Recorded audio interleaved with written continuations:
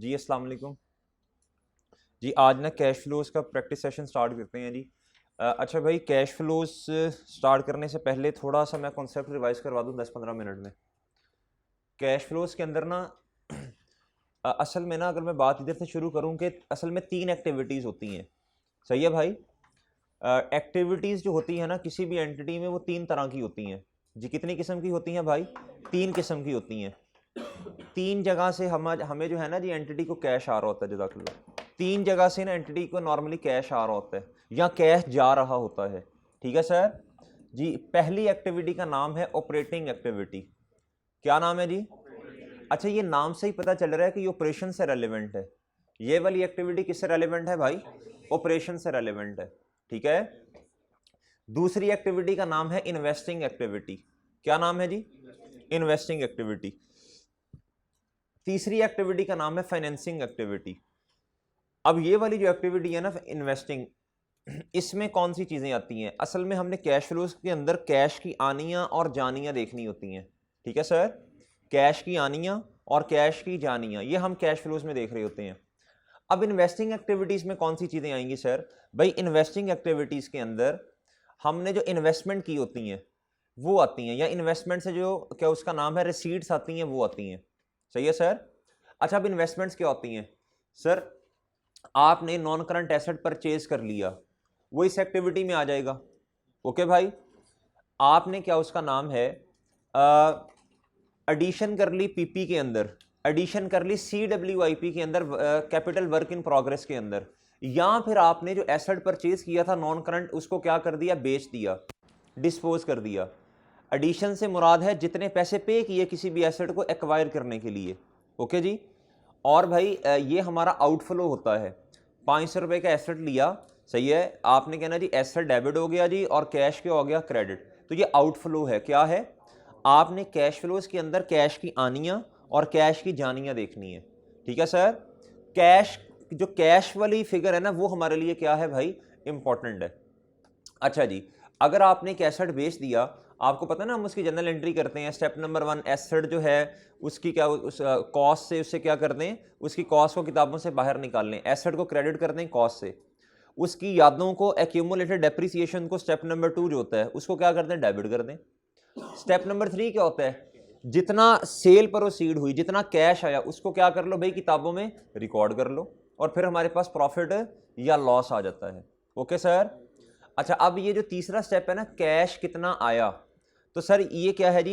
Asset को बेच के कैश का आना। तो ये हम क्या कर देंगे? इनफ्लो रिकॉर्ड करेंगे। क्या करेंगे? इनफ्लो रिकॉर्ड करेंगे। ठीक है जी। आपने कोई इन्वेस्टमेंट की, उस इन्वेस्टमेंट में आपको क्या आया भाई? रिटर्न आया। क्या आया? आपने 100 रुपये की इन्वेस्टमेंट की, 10 रुपये बदले में मिल गए आपको, ये कैश रिसीट है। क्या है? ये इसमें आ जाएगी।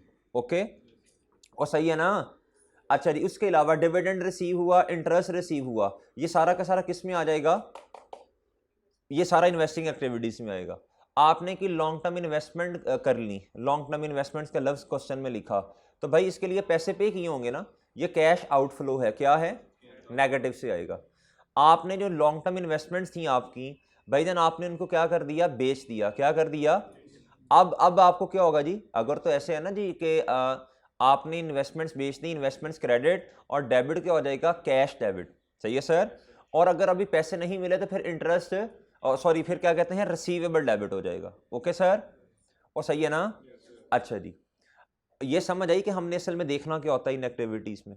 कैश की आनियाँ जानियाँ। ये पता चला भाई इसके अंदर क्या क्या चीज़ें आ सकती हैं इन्वेस्टिंग के अंदर। अच्छा, एक और बात बताएं, अगर आपने किसी भी कंपनी के शेयर्स ले लिए हैं, इसका मतलब आपने इन्वेस्टमेंट की है, कंपनी ने इन्वेस्टमेंट किया ना, अब उस इन्वेस्टमेंट को किस एक्टिविटी में लिखना पड़ेगा? समझ रहे हैं बात? और समझ रहे हो ना? किसी भी कंपनी के शेयर्स नहीं लिए बल्कि बॉन्ड्स ले लिए हैं, ये भी तो एक किस्म की इन्वेस्टमेंट है। ये भी तो एक किस्म की क्या है? उसको किस एक्टिविटी में लिखना पड़ेगा? सही है भाई, और सही है। अच्छा जी, दूसरी बात, उस क्या कहते हैं हमें डिविडेंड मिला, जो हमने क्या उसका नाम है किसी कंपनी के शेयर्स लिए, उसकी जो डिविडेंड की रिसीट है वो किधर आएगी? इधर। और सही है। फिर उसके बाद भाई मेरे, आपने जो डिबेंचर्स लिए हैं, क्या लिए हैं? बॉन्ड्स लिए हैं, इसके ऊपर इंटरेस्ट मिलता है, डिविडेंड नहीं मिलता, वो इंटरेस्ट किधर आएगा? इधर। वो ठीक है, ऑपरेटिंग पे आता हूँ अभी मैं। अच्छा, फिर सवाल पैदा होता है कि सर इन्वेस्टिंग का पता चला, इन्वेस्टिंग में क्या आता है, इन्वेस्टमेंट से चीज़ें रिलेटेड आती हैं, सही है। नॉन करंट एसेट ले लिया, लॉन्ग टर्म इन्वेस्टमेंट ले ली, लॉन्ग टर्म इन्वेस्टमेंट को बेच दिया, नॉन करंट एसेट यानी फिक्स एसेट्स को बेच दिया, कोई इनकम रिसीव हो गई। ओके सर, रिसीव, रिसीव का लफ्ज़ है इधर। अगली बात सर, फाइनेंसिंग में क्या आएगा? फाइनेंसिंग का मतलब ये है असल में कंपनी को मैनेज कैसे किया जा रहा है। ठीक है सर, कंपनी को मैनेज कैसे किया जाता है वैसे बताएं जरा, बोलें। एसेट्स बराबर होते हैं कैपिटल प्लस लायबिलिटीज। अब देखें अगर तो कंपनी जो है, अगर अकेला बंदा बिजनेस कर रहा हो ना, तो फिर कैपिटल क्या होता है जी, ऑनर घर से पैसे ले आता है, सही है, या रिसोर्स कोई भी ले आता है बिजनेस में, हम इसे कहते हैं कैपिटल। कंपनी के केस में क्या होता है जी, बोलें। कंपनी के केस में क्या होता है, ऑनर घर से पैसे नहीं लेके आता, बल्कि कंपनी शेयर्स इशू करती है। क्या करती है? और इशुएंस के बदले में जनरल पब्लिक से पैसे लेती है, या फिर एग्जिस्टिंग शेयर होल्डर्स को क्या कर देती है, शेयर इशू कर देती है। ऐसे अपने रिसोर्स, अपने क्या कहते हैं, अपनी एंटिटी को मैनेज करती है, सही है सर। अच्छा, जब एंटिटी जो है शेयर इशू करेगी जनरल पब्लिक को या एग्जिस्टिंग शेयर होल्डर्स को, सही है। एग्जिस्टिंग शेयर होल्डर्स का मतलब है जो पहले से ही जिनके पास शेयर्स हैं, और जनरल पब्लिक का मतलब है हो सकता है बाहर किसी को क्या कहते हैं, आम जनता को शेयर इशू कर दिए हों। अब सर जब कंपनी शेयर इशू करेगी तो पैसा आएगा कंपनी को, आएगा भाई। तो बताएं जी, इस एक्टिविटी में लिखना पड़ेगा, याद रखिएगा, फाइनेंसिंग एक्टिविटी में। ओके है, शेयर से रिलेटेड जो पैसे आते हैं वो आपको किधर लिखना पड़ेगा, इधर लिखना पड़ेगा। कहता जी cash received from issuance of shares. एक शेयर की नॉर्मली पार वैल्यू 10 रुपये होती है। कितनी होती है? 10 रुपये। क्वेश्चन में वेरी भी कर सकता है, कुछ ना बताया हो तो हम नॉर्मली 10 लेते हैं, ठीक है। शेयर इशू किया 15 रुपये का, तो एक सवाल मुझे जवाब दें, आप शेयर आपको 15 रुपये मिले ना, मैं अज्यूम करता हूँ एक शेयर इशू किया, कैश कितने से डेबिट होगा? एक शेयर 15 रुपये से इशू किया, तो कैश कितना आया भाई जी, बोलें 15 रुपये। शेयर कैपिटल को कितने से बढ़ाना है? शेयर कैपिटल हमेशा पार वैल्यू से बढ़ता है, याद रखिएगा। तो ये 5 रुपये किधर गए? Share premium. 5 रुपये क्या है भाई? कहता जी जब आपने रिसीट लेनी है ना, तो शेयर प्रीमियम को भी इंक्लूड कर लेना है। ओके भाई। अगली बात सर, आपने और कंपनी को कैसे मैनेज किया जा सकता है भाई? कंपनी के पास अगर पैसे नहीं है तो बाहर से लोन ले लिया, लोन एक्वायर किया। क्या किया सर? एक्वायर किया। क्या किया भाई? जनाब जब लोन एक्वायर करेंगे तो पैसे लक्ष्मी आएगी या जाएगी? आएगी। बड़ी सिंपल सी बात है। बताएं, जब ये इधर से भी पैसे आ रहे हैं, इधर से भी पैसे आ रहे हैं, ये इनफ्लो है, या इनफ्लो का मतलब आना और आउटफ्लो का मतलब है जानिया, तो ये आनियां हैं पैसे की या जानियां? आनियां। तो पॉजिटिव से लिखना पड़ेगा या नेगेटिव से? पॉजिटिव से लिखना पड़ेगा। ओके जी। अच्छा सर, उसके बाद भाई अगर आपने लोन रीपे कर दिया, 1000 रुपए का लोन था, आपने 500 रुपया वापस कर दिया, वापस, बताओ जी इसको क्या करेंगे? आनिया जानिया, तो जानियों को, जानियों का मतलब आउटफ्लो, इसे नेगेटिव से लिखना पड़ेगा। उसके बाद एक और चीज याद कर लें, डिविडेंड पेड भी इधर आता है, डिविडेंड क्योंकि शेयर्स पे होता है ना, तो ये भी इधर आएगा। ये बस बातें याद रख लें, ये अगर आपको बातें याद हैं जी, इन्वेस्टिंग में क्या चीज़ें आनी है, फाइनेंसिंग में क्या चीज़ें आनी है, ये क्लियर है जी। ऑपरेटिंग में आता हूँ अभी। फाइनेंसिंग इन्वेस्टिंग में क्या चीज़ें आनी है, क्लियर है? मैं एक दफ़ा तरह जुबानी दोबारा एक दफ़ा रिपीट करूँ जी। बाय देन इन्वेस्टिंग का ताल्लुक है, समझ नहीं है बात ज़रा, इन्वेस्टिंग का ताल्लुक है इन्वेस्टमेंट से। कंपनी ने नॉन फिक्स एसेट्स परचेज किए, जारी बात है पैसे दिए होंगे ना, तो भाईजान क्या उसका नाम है आनिया जानिया? पैसे की देखनी है। हम कैश फ्लो बना रहे हैं, एनपीओ को भूल जाएं अभी, सही है। एनपीओ का सवाल नहीं कर रहे कि इनकम एंड एक्सपेंडिचर निकालना है, इधर से कैश निकालना है। राफे क्या निकालना है? कैश निकालना है। तो भाईजान जब आपने non current asset fix asset purchase किया,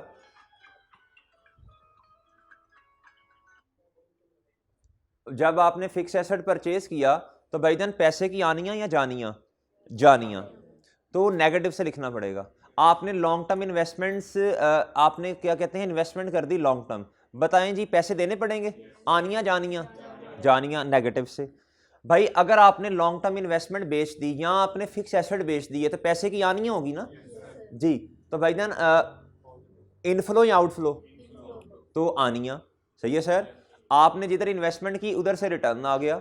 जी बोलें जी, इनफ्लो, डिविडेंड रिसीव हो गया, इंटरेस्ट रिसीव हो गया, इस तरह की चीजें जो हैं, तो भाई ये इनफ्लो पॉजिटिव से आएगा। ये याद होगी 4-5 चीजें। अच्छा जी, उसके बाद मेरे भाई हाँ एक और बात, किसी, अब कंफ्यूज नहीं करना, ये है किसी कंपनी के शेयर्स खरीद लिए, मतलब इन्वेस्टमेंट की ना, तो ये क्या है, जब आपने किसी कंपनी के शेयर्स खरीदे होंगे तो भाई आपको क्या उसका नाम है, कुछ पैसे वगैरह पे करने पड़ेंगे ना। सही है, तो नेगेटिव अमाउंट से आएगा। ये कुछ और चीज़ है, ये फाइनेंसिंग है, आपने इशू किए, इधर आपने किसी के खरीदे, तो फिर उसके ऊपर आपको रिटर्न मिलेगा। ये बात क्लियर है ना। अच्छा, शेयर्स इधर भी आ सकते हैं, इधर भी आ सकते हैं। इधर है आपने इशू किए, इधर आके आपने किसी एंटिटी के शेयर लिए।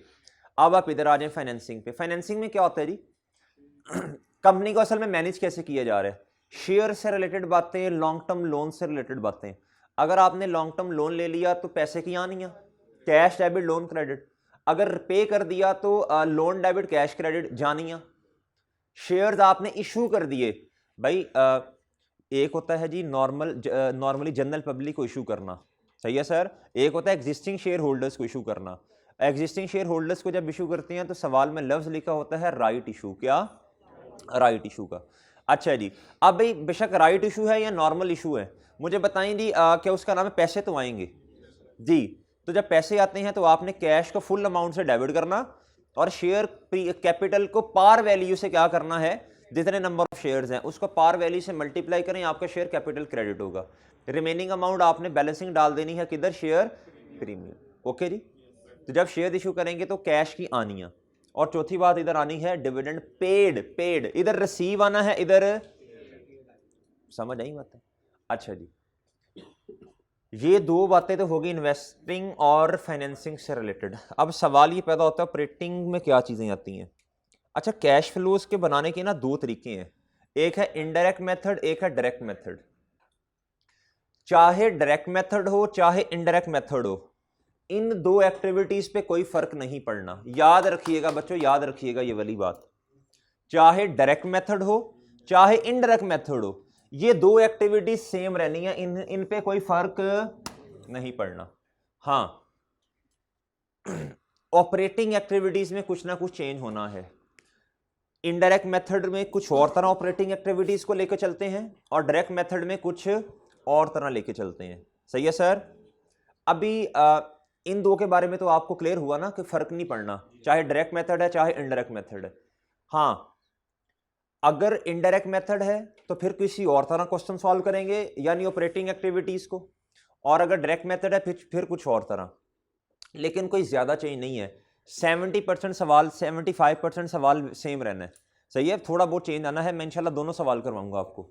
अच्छा मेरी बात सुनिएगा, अभी ना मैं आपको जरा इनडायरेक्ट मेथड के बारे में बातें बता देता हूं। इनडायरेक्ट मेथड में याद रखिएगा, हमेशा सवाल शुरू करना है पीबीटी, प्रॉफिट बिफोर टैक्स से, हमेशा याद रखिएगा। अगर प्रॉफिट बिफोर टैक्स नहीं दिया हुआ हम निकाल लेंगे। अगर आपको प्रॉफिट आफ्टर टैक्स दिया, वो है जी 95 रुपीज का। सही है जी, पहले आता है पीबीटी, पीबीटी वो है 100 रुपया, फिर उसके बाद है जी टैक्स लेस टैक्स एक्सपेंस, वो है 5 रुपए के, तो पैड कितना होगा 95 का। एग्री करते हैं आप लोग जी। इधर आए जी, हमने sale less cost of sale, फिर आपके पास ऑपरेटिंग, ये सारी चीजें आ गई। एंड पे करते करते हमारे पास आया मेरे भाई पीबीटी, प्रॉफिट बिफोर टैक्स, है 100 रुपए का। इसमें से आप लेस करते हैं टैक्स एक्सपेंस, ये है मेरे मासूम दोस्तों 5 रुपए के, तो भाई ये कितना आ गया 95। ये क्या है, पैट, जिसे आप नेट प्रॉफिट भी कहते हैं, ये है पैट। ऐसे ही है, अगर आपको इस तरह, अगर आपको ये नहीं दिया हुआ तो आप कैलकुलेट कर सकते हैं। कैसे, रिवर्स, ऐसे जब आप रिवर्स कैलकुलेशन करते हैं तो रिवर्स जाते हुए साइन चेंज हो जाते हैं। ठीक है, 95 में अब माइनस नहीं करना बच्चों, इसे ये माइनस होके ये आया है तो इसे रिवर्स करें, ये 100 होगा। क्या होगा, और ठीक है, सही है। अगर आपको ना तो ये दिया हुआ है ना ये दिया, ना आपको ये दिया ना आपको ये दिया, सिर्फ टैक्स एक्सपेंस दिया हुआ है और आपको बताता है जी टैक्स एक्सपेंस जो है वो क्या उसका नाम है पीबीटी का 100% है, सॉरी कहता है जी ये है जी टैक्स एक्सपेंस है 5 रुपए, कितना, और कहता है ये 30% है प्रॉफिट बिफोर टैक्स का, किसका, तो किसके बारे में गुफ्तगू की जा रही है, प्रॉफिट बिफोर टैक्स के बारे में। तो भाई ये कितने परसेंट है, ये कितने परसेंट है, ये 5 कितने परसेंट है, क्या निकाल लें आपने, पीबीटी। कहता है पीबीटी इस टाइम 100% पे है, कितने पे है, तो 100 से मल्टीप्लाई कर दो, जवाब बताओ। तो ये निकल आएगा। ये ट्रिक्स होते हैं पेपर में, क्या होते हैं, कभी आपको पैड दिया होता है, पीबीटी नहीं दिया होता, तो कोई मसला नहीं है, हम इंशाल्लाह निकाल लेंगे। और सही है, कभी आपको ना पीबीटी दिया होता है ना पैड दिया होता है, तो फिर क्या कहते हैं, जो टैक्स होगा उसकी मदद से हम क्या निकाल लेंगे, पीबीटी निकाल लेंगे। याद रखना सवाल हमेशा इधर से स्टार्ट होगा, पीबीटी से। अच्छा, फिर उसके बाद ना कुछ एडजस्टमेंट्स आती हैं। अब देखिए पीबीटी तो प्रॉफिट है, इसके अंदर तो कुछ इस तरह की एडजस्टमेंट्स आ रही हैं जो कैश वाली नहीं है, सही है, जो नॉन कैश आइटम्स हैं। बताएं जी कौन कौन से एक्सपेंसेस ऐसे हैं जो नॉन कैश वाले हैं। डेप्रिसिएशन एक्सपेंस, इंपेयरमेंट, उसके बाद भाई bad and doubtful debt expense, और बताओ जी अगर कोई रीवैल्यूएशन में लॉस आ गया, देखे ना लॉस आता है तो आप प्रॉफिट और लॉस में लेके जाते हैं सीधा सीधा। उसके बाद भाई इन्वेस्टमेंट प्रॉपर्टी, अगर किसी को याद हो, अगर फेयर वैल्यू मॉडल है, कहता है जी इन्वेस्टमेंट प्रॉपर्टी इस टाइम आपकी पड़ी है जी ओपनिंग में इन्वेस्टमेंट प्रॉपर्टी है जी 80 रुपीज की, कितने की, कहता है जी फेयर वैल्यू मॉडल है, कौन सा मॉडल है, कहता ईयर एंड के ऊपर आके इन्वेस्टमेंट प्रॉपर्टी आपकी हो गई है 100 रुपए की। हम इसको इस तरह करते हैं, इधर आके 100 लिख देते हैं। मुझे बताएं ये 20 रुपए क्या है, ये एडिशन, उसने एडिशन का डेटा नहीं दिया, इसका मतलब है ये क्या होगा, ये गेन है, क्या है जी इन्वेस्टमेंट प्रॉपर्टी में। अभी तो खैर चलें, अगर किसी को ये कॉन्सेप्ट रिवाइज नहीं है, अभी नहीं उसे याद आ रहा, तो परेशान ना होना, ये हमने रिवाइज करना है अभी अपनी रिवीजन क्लासेस में, ठीक है। इन्वेस्टमेंट प्रॉपर्टी में ना बच्चों 2 मॉडल्स होते हैं, एक कॉस्ट मॉडल है, कॉस्ट मॉडल को आप IAS 16 की तरह ट्रीट करते हैं, ठीक है, उस पर डेप्रिसिएशन होती है, सिंपल है। एक होता है फेयर वैल्यू मॉडल, गुड्डू इधर देखो उधर देखो, वो कर लेगा खुद ही। इन्वेस्टमेंट प्रॉपर्टी में दूसरा मॉडल है fair value model. Fair value model में डेप्रिसिएशन नहीं चार्ज करते, बल्कि हर साल के एंड पे फेयर वैल्यू अपडेट करते हैं, क्या करते हैं, जितनी दी होती है वो इधर आके लिख देते हैं, बाकी बैलेंस जो है वो किस में फ़र्क डाल देंगे, वो है जी फेयर वैल्यू गेन है। ये है जी 20 रुपये, क्या है, ये क्या है जी, अब देखें आप मैं एंट्री बताता हूँ। पहले इन्वेस्टमेंट प्रॉपर्टी थी आपकी 80 रुपये की, अब कितने की है, अब 20 रुपये से बढ़ गई। अब देखना इधर जरा, इन्वेस्टमेंट प्रॉपर्टी 20 रुपये से क्या होगी है भाई, और क्रेडिट किसी ने होना है भाई, ये गेन है, ये क्या है, ये एडिशन नहीं है, एडिशन का डेटा नहीं दिया हुआ ना उसने, तो भाई ये क्या है, फेयर वैल्यू गेन। अब मेरी बात सुने ज़रा, ये फेयर वैल्यू गेन जो है ये प्रॉफिट और लॉस में आता है, ये आपने नॉन कैश आइटम है, क्या है, नॉन कैश आइटम है, बात समझे हैं भाई। अच्छा अब सुनिए बात ज़रा तवज्जो से, जो चीज़ें, जिन चीज़ों ने, जो नॉन कैश आइटम्स हैं और उन्होंने प्रॉफिट को बढ़ाया हुआ है, हमने प्रॉफिट की तरफ जाना या कैश की तरफ जाना, कैश की तरफ जाना। इस टाइम इसने पीबीटी को बढ़ाया होगा ना 20 रुपए से, ये नॉन कैश आइटम, ये गेन है, गेन, इसने पीबीटी को बढ़ाया होगा 20 रुपए से, प्रॉफिट 20 रुपए से आपका बढ़ा हुआ है। भाई हमने तो, क्या ये कैश वाली इनकम है या non cash, non cash gain है, इसे कहते हैं अनरियलाइज गेन। अच्छा अब भाई असल में तो ये कैश वाली चीज़ ही नहीं है, हमने अब जाना है कैश की तरफ, तो मुझे बताएं ये तो गेन जो है ये नॉन कैश है, अब कैश की तरफ जाते हुए इसे क्या करना पड़ेगा, इस गेन को लेस कर दो, क्या कर दो, लेस कर दो, सही है। और वो वाले एक्सपेंसेस जो नॉन कैश एक्सपेंस है, जो अभी आपने इंपेयरमेंट के बारे में बताया, आपने मुझे डेप्रिसिएशन के बारे में बताया, अब भाई ये वाले जो एक्सपेंसेस हैं भाई मेरे, ये नॉन कैश हैं, इन्होंने ये एक्सपेंस हैं, जब एक्सपेंस बढ़ता प्रॉफिट कम होता है, ये नॉन कैश वाले हैं। अब मेरे भाई हमने ये पीबीटी में आ रहे हैं, अब कैश की तरफ जाते हुए इन्हें ऐड लेस तो करना पड़ेगा। अब सवाल ये पैदा होता है, इन्होंने ऐड होना लेस होना, तो सुनना भाई सुनना, नोट लिख ले,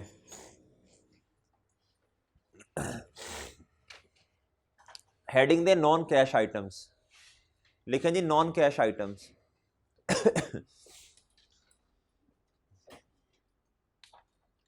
हेडिंग दें बच्चों नॉन कैश आइटम्स। जी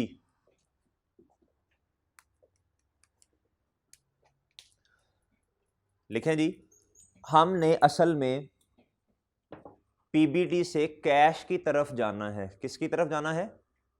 हमने एक्चुअली पीबीडी से कैश की तरफ जाना है। ओके जी, पीबीडी से किस तरफ जाना है बच्चों? कैश की तरफ जाना है। किसकी तरफ जाना है? अच्छा अब देखो ना, ये असल में अब हमारे पास 2.5 घंटे हैं, इसी के अंदर ही हमने पूरी कैश फ्लो रिवाइज करनी है।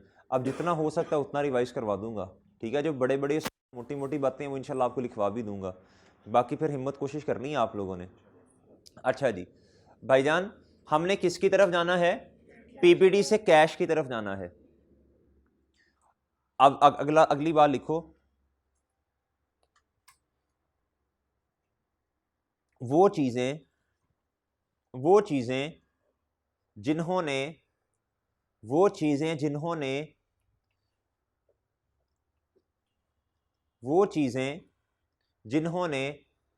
प्रॉफिट को बढ़ाया हुआ है, वो चीजें जिन्होंने प्रॉफिट को बढ़ाया हुआ है लेकिन वो नॉन कैश आइटम्स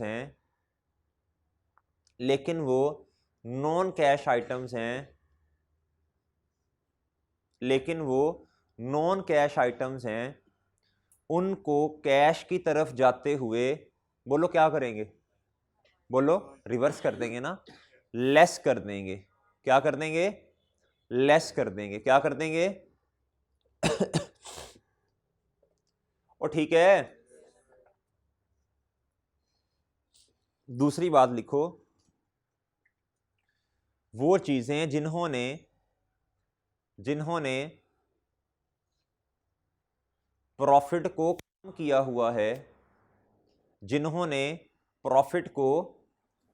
हुआ है, वो चीजें जिन्होंने प्रॉफिट को कम किया हुआ है, जी बताओ इनके बारे में क्या? कैश की तरफ जाते हुए इन्हें जी क्या करेंगे बच्चों? ऐड बैक कर देंगे। ठीक है, क्या करेंगे? ऐड बैक कर देंगे। क्या करेंगे? ऐड बैक कर देंगे। ठीक है,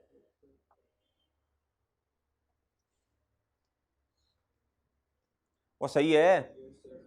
ओके भाई, अच्छा जी। अब आपको ना मैंने जो पेज दिया इसके अंदर ना 2 सवाल हैं। कितने सवाल हैं? 2 हैं।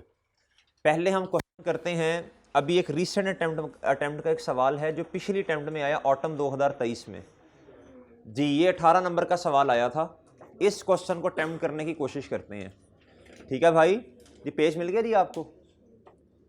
जी यार जो एक्स्ट्रा पेजेस हैं वो 1-2 इधर शिफ्ट कर दें तनवीर साहब। चलें चलें, बोलना नहीं है। सवाल के अंदर से आवाज़ें आ रही हैं? नहीं आ रही ना, तो फिर बोलना नहीं है। अच्छा जी बस भी फिर खामोश। अच्छा जी, अब मैं क्वेश्चन को शुरू करता हूं। क्या करता हूं? 3 एक्टिविटीज हैं, पता है जी? 3 एक्टिविटीज।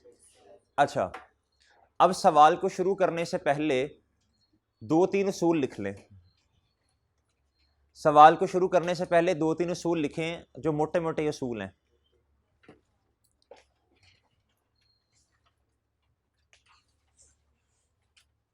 पूरी कैश फ्लो में ना 3 चीजें होती हैं। एक्टिविटीज तो 3 ही है। सवाल को कैसे लेके चलना याद रखिएगा। आपने जब भी सवाल कैश फ्लो का देखना ना तो 3 जगह पे जा सकती हैं चीजें। कितनी जगह पे जा सकती हैं? लिखें जी, या तो अभी लिखने फिर समझाता हूं।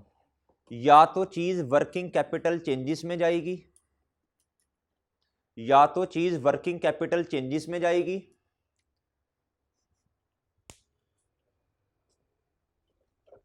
या इस तरह सॉरी लिखें, या तो चीज ऑपरेटिंग एक्टिविटी के अंदर वर्किंग कैपिटल चेंजेस में जाएगी, या कैश एंड कैश इक्विवेलेंट में जाएगी। ये क्या होता है सब बताता हूं। या कैश एंड कैश इक्विवेलेंट में जाएगी, या फिर उसका टी अकाउंट बनाना पड़ेगा, या फिर उसका टी अकाउंट बनाना पड़ेगा। क्या करना पड़ेगा जी?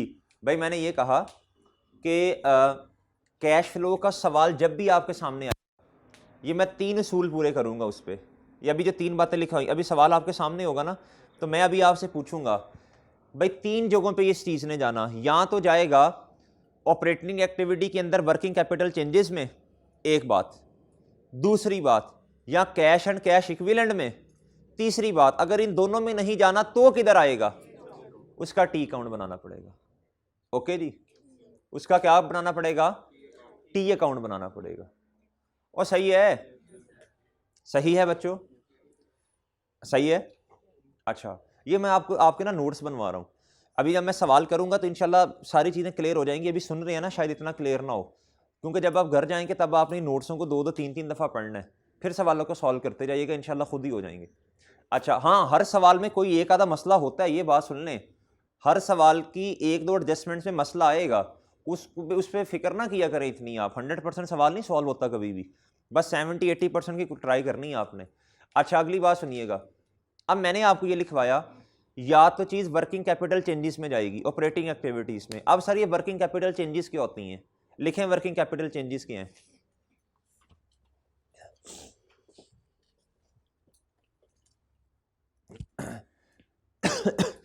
जी, वर्किंग कैपिटल चेंजेस क्या होती हैं सर? वर्किंग कैपिटल चेंजेस के अंदर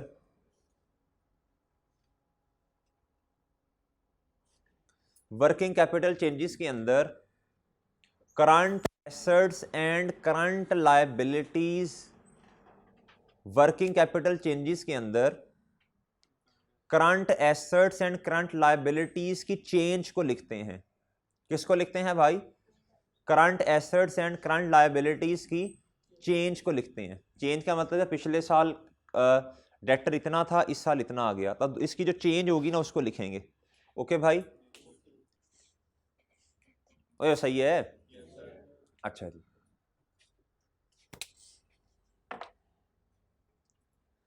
अब करंट एसेट में किन किन कौन कौन सी चीजें वर्किंग कैपिटल में आती हैं, लिख लें जरा, नोट कर लें। Debtors, debtors, inventories, debtors, inventories, debtors, inventories. फिर उसके बाद मेरे भाई प्रीपेड एक्सपेंस यानी प्रीपेमेंट्स, प्रीपेमेंट्स, ऑफिस सप्लाईज। ऑफिस सप्लाई होती हैं वो चीज़ें जो आपने ख़रीदी थी लेकिन अभी आपने अपने इस्तेमाल के लिए ख़रीदी थी, और इनकी इन्वेंट्री आपके अपने पास अभी पड़ी हुई है। ठीक है, ऑफिस सप्लाईज लिख लिया भाई। अब लिखें लायबिलिटीज़ में वर्किंग कैपिटल चेंजेस में क्या आता है, जो लिखवा रहा हूँ बस यही लिखना है। अच्छा जी, वर्किंग कैपिटल चेंजेस में लायबिलिटीज़ में क्या आएगा जी? लिखें जी, क्रेडिटर यानी trade payable, accrued expense except, accrued expense except accrued interest,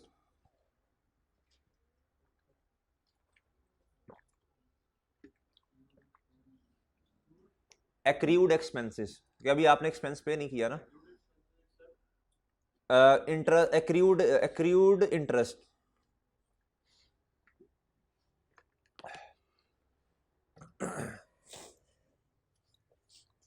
सही है। और जिधर आपको लिखवाया ना ऊपर लिखना है एक्रीड इनकम। चलिए ये रहने दें, ये रहने दें। अच्छा जी भाई, लायबिलिटीज, जितनी लायबिलिटीज हैं करंट वाली वो किधर आती हैं? वर्किंग कैपिटल चेंजेस में। लेस क्या करवा दिया मैंने? लेस मैंने क्या, एक्रीड लायबिलिटीज, एक्रीड एक्सपेंस के अंदर कौन से वाले को नहीं लिखना? एक्रीड इंटरेस्ट को। ठीक है, अच्छा एक्रीड सॉरी इंटरेस्ट को। और आगे लिखें एंड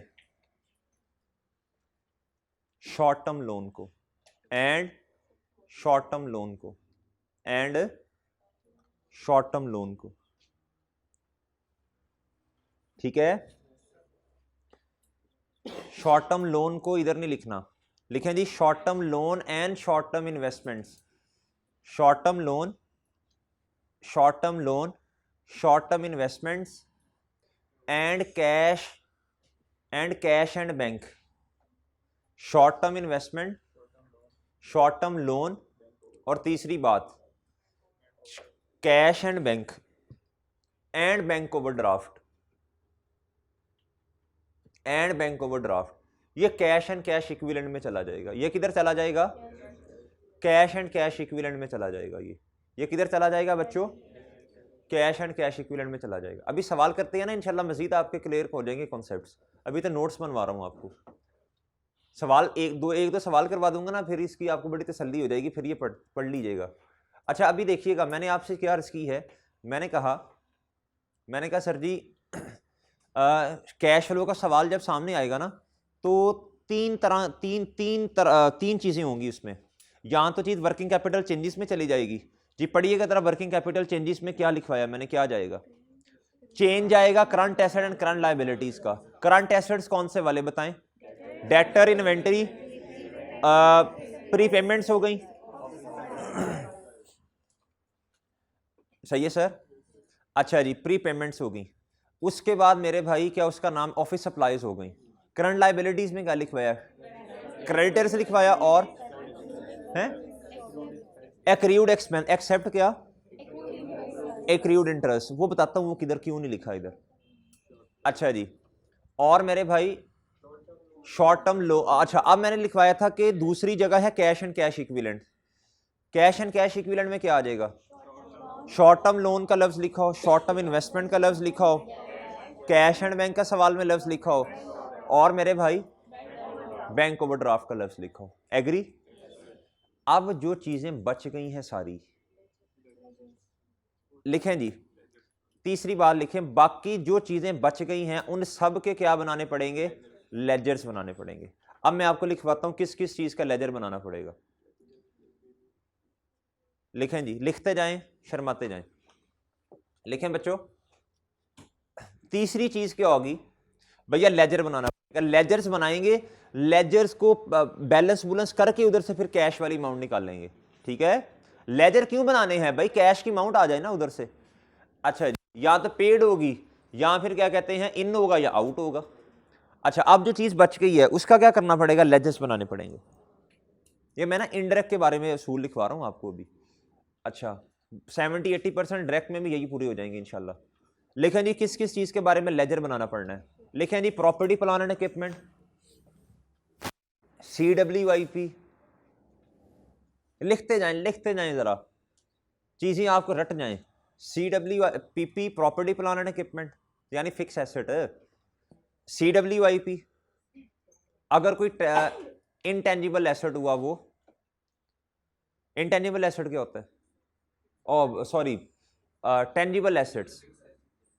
एक होता है टेंजिबल, एक होता है इनटेंजिबल, दोनों में फर्क होता है। जी बताएं जी। जी इनटेंजिबल एसेट्स क्या होते हैं?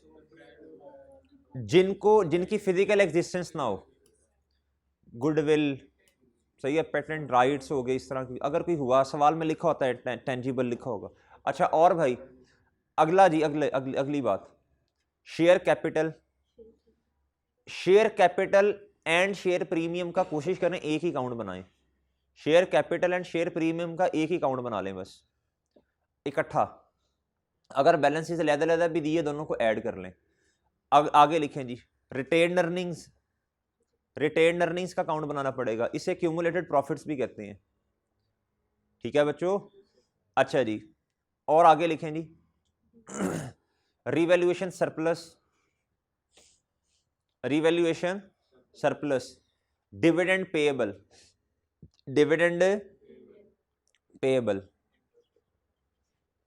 Interest expense. मैंने उधर से कटवा दिया था ना, उधर नहीं बनाना, क्रूड वो उसका अलहदा लेजर बनता है। उसके बाद भाई टैक्स एक्सपेंस भी करंट लायबिलिटी में नहीं लिखना, ऑपरेटिंग में, ठीक है, वर्किंग कैपिटल में नहीं लिखना, टैक्स एक्सपेंस का लेजर बनता है। टैक्स एक्सपेंस हो गए। उसके बाद भाई long term investments, short term investment किधर जाएंगी? Cash and cash equivalent, short term investments. उसके बाद मेरे भाई लोन अब अच्छा बात सुनना, अब लोन के आगे लिखना चाहे करंट हो, चाहे करंट पोर्शन हो, चाहे नॉन करंट पोर्शन हो, दोनों का इकट्ठा टी अकाउंट बना देना है। ठीक है भाई, दोनों का क्या करना है, इकट्ठा टी अकाउंट बनाना है। सही है सर। और क्या रह गया यार, डिस्पोजल की हम जनरल एंट्री कर देते होते हैं। अच्छा जी जी जी जी, और मेरे भाई पीपी भी हो गया, sale proceeds, PP long term investment भी कर दी। अच्छा उसके बाद भाई, उसके बाद लिखे जी कोई इनकम जो है वो रिसीवेबल है तो उसका भी टी काउंट बना लेंगे। इनकम रिसीवेबल का भी टी काउंट बन जाएगा ना, ठीक है। भाई अगर लफ्ज लिखा हो ना कि भाई रिसीवेबल के अंदर कोई ऐसी इनकम रिसीवेबल है जो कि इन्वेस्टमेंट से रिलेटेड है, फिर हमने वर्किंग कैपिटल में से वो वाली इनकम निकाल देनी है रिसीवेबल वाली, उसका टी काउंट बना देंगे। कैसे मैं सब बताऊंगा इंशाल्लाह, भी प्रैक्टिस करते हैं सवाल की। भैया कुछ ना कुछ थोड़ी बहुत बातें क्लियर हुई हों शायद। अब करते हैं सवाल। अब जो मैंने आपको बातें बताई है ना कि एक सवाल जो है उसके अंदर 3 चीज़ें हो सकती हैं, मैक्सिमम 3 जगह पे जा सकता है। अगर आपको ये पता चल जाए ना वो जगह कौन कौन सी हैं, तो कैश फ्लो का सवाल मुश्किल नहीं है, सिर्फ क्या है, कॉपी पेस्ट है। क्या है, कॉपी पेस्ट है बस। अभी इंशाल्लाह सवाल करते हैं जी। अभी आपके पास जो पेज है उसमें क्वेश्चन नंबर 2 है, ये ऑटम 2023 का सवाल है जी। 18 नंबर का सवाल आया था, 18 नंबर का क्वेश्चन आया था। इधर आए बच्चों जी। किधर गया किधर गया किधर गया है, अच्छा ये रहा जी। बच्चों इधर आओ जरा। अच्छा बात सुनना, अगर क्वेश्चन ना साइलेंट हो, क्वेश्चन में ना बताया हो कि आपने डायरेक्ट मेथड इस्तेमाल करना है कैश फ्लो के लिए या इनडायरेक्ट, तो हमेशा याद रखना इनडायरेक्ट मेथड के मुताबिक सवाल शुरू करना है फिर आपने। अच्छा जी, ये जरा क्वेश्चन पढ़िएगा। कहता prepare DL statement of cash flows for the year ended 30 June 2023। Okay जी। अच्छा इसका मतलब है ये ईयर स्टार्ट कब हुआ होगा। हम जो भी क्या कहते हैं इस तरह की रिक्वायरमेंट हो, सबसे पहले टाइमलाइन बनाते हैं, पता है आपको। ओके जी, पिक्चर क्लियर हो गई। अब आप इधर आए। अब आपको ना ट्रायल बैलेंस दिया हुआ है। क्या दिया हुआ है, अभी मैं एडिशनल इंफॉर्मेशन नहीं पढ़ूंगा, वही जो मैंने आपको 3 बातें लिखवाई है ना, या तो चीज कैश एंड कैश इक्विवेलेंट में जाएगी, या वर्किंग कैपिटल चेंजेस में जाएगी, या फिर किधर जाएगी, उसका लेजर बनाना पड़ेगा। अभी इंशाल्लाह प्रूव होने लगा ये। अच्छा जी भाई, इस सवाल में नहीं लिखा कि इनडायरेक्ट मेथड का इस्तेमाल करना या डायरेक्ट का, बताओ। इनडायरेक्ट मेथड से काम करेंगे। कहता था following is the statement of financial position of Dolphin limited as at 30 June 2023। एक बात याद रखना, सबसे पहले ना जनरल एंट्री होती है, जनरल एंट्री के बाद लेजर्स बनते हैं, लेजर्स के बाद ट्रायल बैलेंस बनता है, ट्रायल बैलेंस के बाद प्रॉफिट और लॉस स्टेटमेंट, कंप्रीहेंसिव इनकम बनती है। उसमें से जो प्रॉफिट या लॉस आता है वो आगे वो किधर लेके जाते हैं, वो स्टेटमेंट ऑफ फाइनेंशियल पोजीशन के अंदर इक्विटी में लेके जाते हैं, रिटेन अर्निंग्स में। फिर इसका मतलब प्रॉफिट और लॉस के बाद स्टेटमेंट ऑफ फाइनेंशियल पोजीशन बनेगी, फिर उसके बाद कैश फ्लो स्टेटमेंट बनेगी। जब तक एग्जामिनर खुद ना कह दे, आपने कभी भी एज्यूम नहीं करना कि किसी भी एडजस्टमेंट के अंदर कैश फ्लो में जो चीज़ें आ रही हैं इसमें प्रॉफिट के अंदर गलती है। ठीक है, आपने कभी भी एज्यूम नहीं करना, प्रॉफिट बिल्कुल ठीक दिया है, किसी भी एडजस्टमेंट में कोई भी मसला नहीं है। बात समझे हो। अच्छा जी। अच्छा मेरे भाई, अब आप इधर आए जी। अब जो मैंने आपको लिखवाया मुझे जल्दी से बताते जाएं जी। ये डेटा उसने किसका दिया हुआ है, ये लायबिलिटीज का डेटा है, किसका है, और ये एसेट्स का है जी। Share capital and share premium के बारे में बताएं, ये 3 जगहों में से किधर जाएगा, इनका लेजर बनेगा। रिटेन्ड अर्निंग्स का क्या बनेगा, लॉन्ग टर्म लोन का क्या बनेगा हाँ जी, ट्रेड एंड अदर पेबल्स, ये जाएगा भैया वर्किंग कैपिटल में।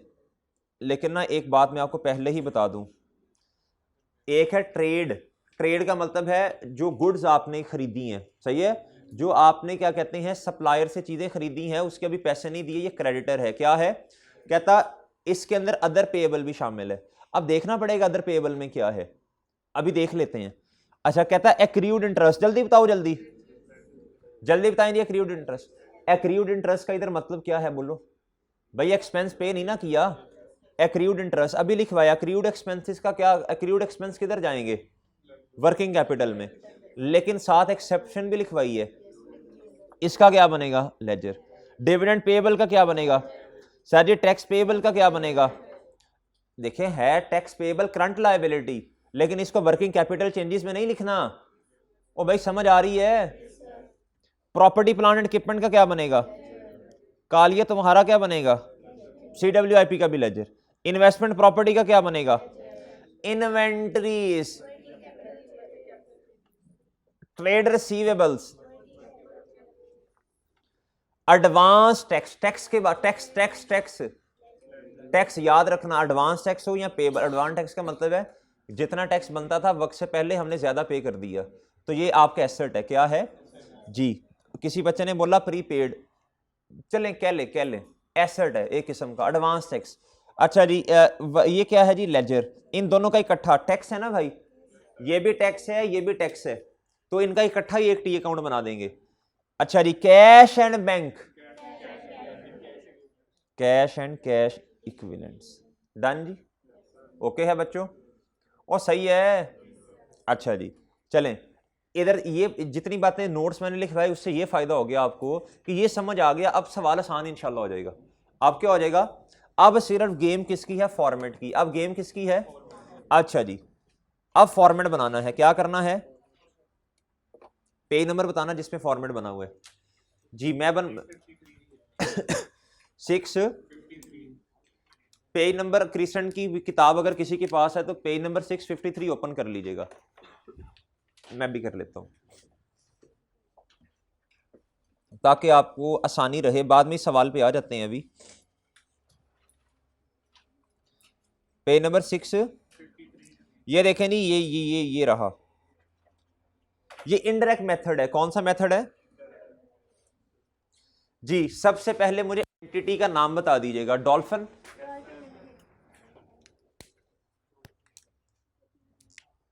जी ये है जी पास पेपर का सवाल, ऑटम 2023 जी, डॉल्फिन लिमिटेड जी बच्चों। Statement of,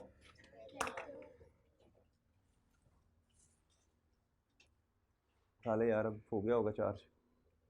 statement of cash flows जी, बोले फॉर द ईयर एंडेड के as at, for the year ended. ये छोटी छोटी सी गलतियां नहीं करनी आपने पेपर में। फॉर द ईयर एंडेड बताओ, 30 जून, अच्छा जी। रुपीज इन मिलियन में डेटा दी है,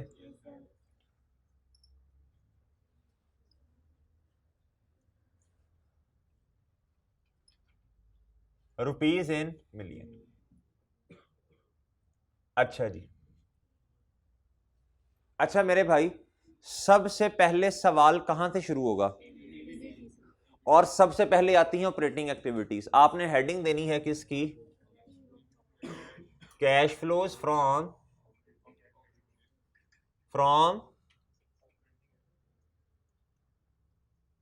अच्छा जी।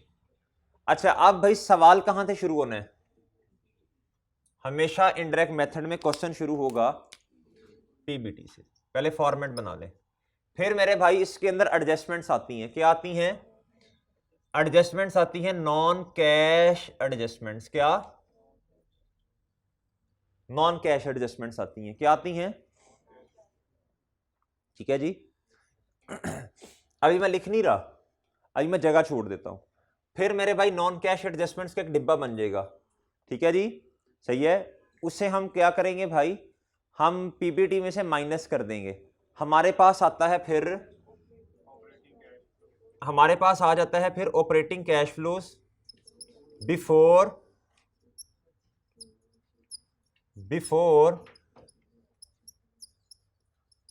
वर्किंग कैपिटल की चेंजेस से, ठीक है सर। फिर मेरे भाई आपने इसमें क्या करना है, वर्किंग कैपिटल की चेंजेस लिखनी है, क्या लिखनी है,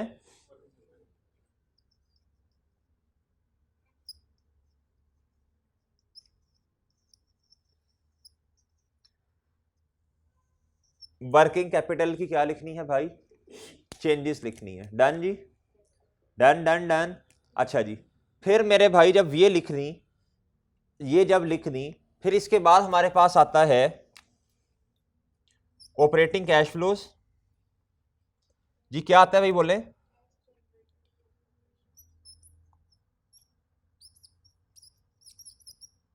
थोड़ी जगह छोड़ लेते हैं। कैश, अच्छा बात सुनिएगा, अगर तो पॉजिटिव अमाउंट आई, अगर पॉजिटिव अमाउंट आई तो हम लिखेंगे कैश जनरेट किया, अगर नेगेटिव अमाउंट आई तो हम लिखते हैं कैश यूज्ड, इस्तेमाल हो गया ना जी। कैश जनरेटेड या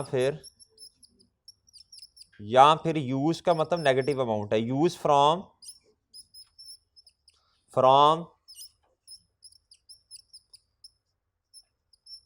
इसमें से माइनस करते हैं लेस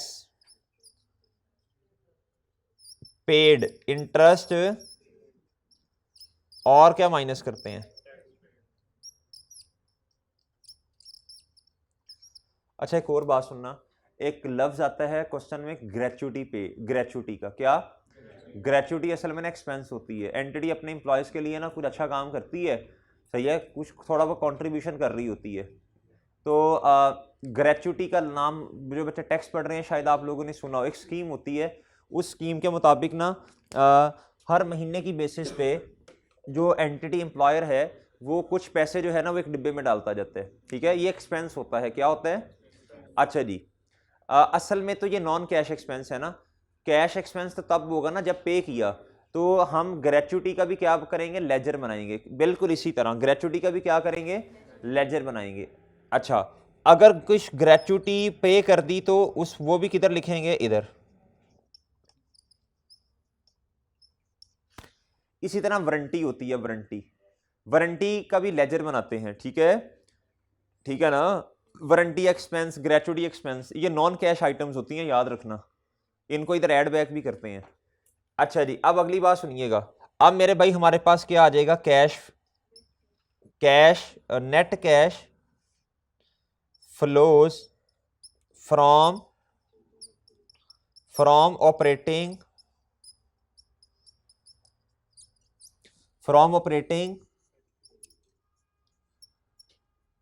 इसको हम नाम देते हैं ए का, किसका नाम देते हैं, ए का। भाई ये मेरा मेरा मैं तो बोर्ड पे सवाल कर रहा हूं ना यार, उठा लेना आके यार।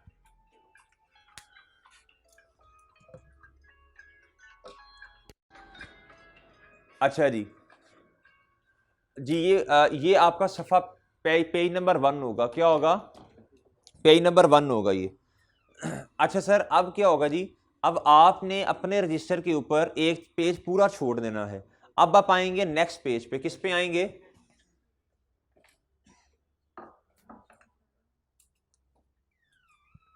अच्छा जी, अब आपने आपने रजिस्टर का पेज नंबर 2 इस्तेमाल करना है, उस पे क्या लिखना है जी, क्या लिखना है जी, आपने इधर हेडिंग दे दें जी, किसकी, इन्वेस्टिंग एक्टिविटीज की, किसकी भाई, इन्वेस्टिंग एक्टिविटीज, ओके सर, और सही है। अच्छा जी, इन्वेस्टिंग एक्टिविटीज में क्या क्या चीजें आ सकती हैं वैसे, एडिशन उडूशन इस तरह की चीजें सवाल में देखते जाएंगे ना इंशाल्लाह। फिर उसके बाद मेरे भाई जो भी कैश फ्लो आएगा उसको लिख देंगे net cash flows from investing activities, ठीक है जी, ये आ जाएगा बी, क्या आ जाएगा, बी, ये इस डिब्बे को टोटल करेंगे। फिर तीसरी एक्टिविटी कौन सी है, फाइनेंसिंग एक्टिविटी। अच्छा जी, अब इसमें दो चार चीजें आ जाएंगी, मैंने बताया था आपको क्या क्या आ सकता है मैक्सिमम, तो ये आ जाएगा आपके पास net cash flows from financing activity, ये जवाब आ जाएगा सी का, किसका आ जाएगा। अच्छा जी, अब इन तीनों को आपने क्या करना है, ऐड करना है। क्या करना है, ए बी प्लस सी को क्या करना है भाई, तो आपके पास क्या आ जाएगा, आपके पास आ जाएंगे जी नेट कैश फ्लोज आ जाएंगे। ए प्लस बी, ये आपके पास ड्यूरिंग द ईयर आएंगे। क्या आएंगे भाई, इस साल के। इसके अंदर ओपनिंग ऐड कर दें तो क्लोजिंग आ जाएगा आपके पास, सही है ना। ये ड्यूरिंग द ईयर आया ना आपके पास, ड्यूरिंग द ईयर एक्टिविटीज से आए। अगर इसके अंदर ऐड क्या कर दें, ऐड करें इसके अंदर ओपनिंग कैश एंड कैश, तो आपके पास क्या आ जाएंगे भाई, आपके पास आ जाएंगे भाई ये closing cash and cash equivalent में मैक्सिमम क्या आ सकता है, मैं आपको बता चुका हूं जी, ये आएगा क्लोजिंग। अच्छा हमेशा याद रखिएगा, हम हमेशा वर्किंग किया करेंगे, हम वर्किंग 1 किया करेंगे ओपनिंग फंड की। वो एनपीओ का सवाल नहीं कर रहे भाई, हम किसकी वर्किंग किया करेंगे जी, रट्टे लगे हुए हैं कैश फ्लो के सवाल में, ओपनिंग फंड की वर्किंग किया जा रहे हैं भाई। देखें हर सवाल के फॉर्मेट की कुछ वर्किंग्स तो हमने उसके नाम रखे हैं कि जैसा मर्जी सवाल हो ये वर्किंग तो होनी है, ठीक है ना, सही है ना भाई। ओपनिंग फंड की मैंने कल बताया था कि एनपीओ के सवाल में ओपनिंग फंड की कैलकुलेशन नॉर्मली करनी पड़ती है, अगर वो खुद ना दे तो फिर सब्सक्रिप्शन की करनी पड़ती है, फिर बाकी भी इसी तरह। अच्छा सर वर्किंग 1 हम किया करेंगे हमेशा कैश फ्लो में, कैश एंड कैश। अच्छा सर इस वर्किंग का फॉर्मेट क्या होगा, इधर देखो, हमारे वाला साल है 2023, पिछला साल क्या होगा 2022, और हमारे वाला क्या होगा, इधर 22 का बैलेंस लिखना, इधर किसका लिखना, और जो जो इधर आएगा वो उधर लिखते जाना है। अच्छा जी फिर उसके बाद क्या होगा, फिर उसके बाद बाकी लेजर्स बनाना शुरू कर देंगे। क्या करेंगे, लेजर्स बनाना शुरू कर देंगे। चलें अब देखते जाते हैं, और अब फॉर्मेट हमारा बन गया। फॉर्मेट क्या जी, बन गया। अब आप इधर आए जी, कैश फ्लो के सवाल पे आए। सबसे पहले जो डेटा आपको गिवन है इस डेटा को शुरू कर दें, इस डेटा से शुरू कर दें भाई, इस डेटा से। जी सर शेयर कैपिटल का क्या करना है, जल्दी बताएं जल्दी जी। वर्किंग 2 का रेफरेंस देके लेजर बना दें जी, जी लेजर बना दें जी। शेयर कैपिटल जी, ओपनिंग इस साइड पे आता है जी, इकट्ठा बना देते हैं, इकट्ठा share capital and share premium का इकट्ठा बनाएं, इकट्ठा। अच्छा मेरी बात सुनना जरा बच्चों, आपने अब क्या करना है, सवाल को इसी तरह सॉल्व करना है। इस इधर से पकड़े लेजर्स, इधर से क्या कहते हैं ट्रायल बैलेंस को पकड़ें और अपनी अपनी जगह पे पोस्ट करते जाएं, आसानी हो जाएगी ना जी। शेयर कैपिटल का ओपनिंग क्लोजिंग जल्दी बताएं, दोनों का प्लस करके बताना है। शेयर कैपिटल का 13,000 है, और इन ओपनिंग में तो है नहीं ना ये, तो क्लोजिंग में फिर ऐड कर देना ये। इसका बड़ा सीधा सा मतलब है, शेयर प्रीमियम आ रहा है, इसका मतलब है कोई नए शेयर इशू किए आपने जी। बोलो जी ओपनिंग कितना और क्लोजिंग बताओ। 16,000 प्लस कितना बना, 17,000। अच्छा जी वर्किंग 3 बताएं। ओए अभी मैं बैलेंस नहीं कर रहा, अभी मैं सिर्फ ओपनिंग क्लोजिंग लिख रहा हूं। रिटेन अर्निंग का लेजर बनाना है ना जी, बताओ जरा जी। 10,000 जी। नेक्स्ट बताओ बच्चों, देखते जाओ, जो चीजें लिखवाई हैं क्या वैसे ही कर रहे हैं सवाल। लॉन्ग टर्म, आप देखना इसका भी मैंने आपको सूल लिखवाया लॉन्ग टर्म लोन का। इधर देखो लॉन्ग टर्म लोन, इधर तो खैर मेरा नहीं ख्याल की मसला है, करंट और नॉन करंट पोर्शन इकट्ठा ही दिया हुआ है इसने, खैर आसान है कोई नहीं। बताएं जी ओपनिंग बता दें भाई। कैपिटल एंड लायबिलिटी की नेचर जो है वो क्रेडिट वाली होती है, सो इसका ओपनिंग इस साइड पे आएगा, क्रेडिट साइड पे 35, और इधर 32, वर्किंग 5। हाँ एक्रीड इंटरेस्ट का क्या बनाना है, बताओ बच्चों। ओपनिंग 195 और क्लोजिंग, और बताओ डिविडेंड पेबल का क्या करना है। हाँ जी सही है ना, डिविडेंड बात सुनना सर, आपने खुद ही तो कहा करंट एसेट और करंट लायबिलिटीज को इधर लिखो आके, अब आप कह रहे हैं ओ मेरे मासूम दोस्तों, मैंने किन करंट एसेट और किन लायबिलिटीज के बारे में कहा?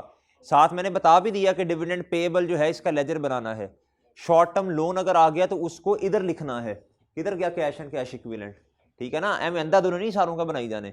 जी बताओ जी डिविडेंड पेएबल जी, और कितना, और बताओ बच्चों। अच्छा जी, टैक्स के लेजर में ना एक ट्रिक है, उसने एसेट में भी टैक्स के बारे में कुछ बताया हुआ है जी। टैक्स, बस टैक्स का नाम दे। लायबिलिटी कितनी है? 245। लेकिन बात सुने,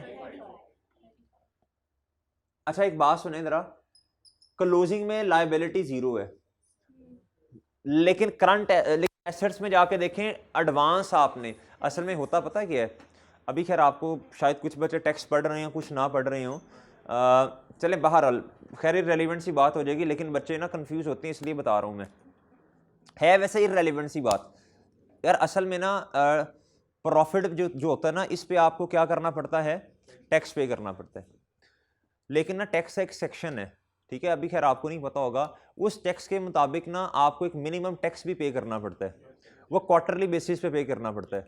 अगर आपका टैक्स जो है आपको लगता है कि साल के एंड पे क्वार्टरली बेसिस पे ना आप एक कैलकुलेशन करते हैं, उस बेस पे अगर आपको लगेगा ना कि जो टैक्स है वो मिनिमम मेरा ज़्यादा बन जाएगा, तो भाई फिर वो टैक्स आज ही ज़्यादा पे कर दें आप। ये इस तरह की कोई चीज़ होती है, बस छोड़े इन सारी बातों को, आपने वक्त से पहले एडवांस टैक्स पे कर दिया, यार जिस तरह रेंट नहीं होता, रेंट आपका एक्सपेंस है, कभी कभी आप पे नहीं करते, आपकी लायबिलिटी बन जाती है। इसी तरह जो आपका क्या कहते हैं रेंट है, अगर वक्त से पहले पे कर दिया आपका एसेट बन जाएगा।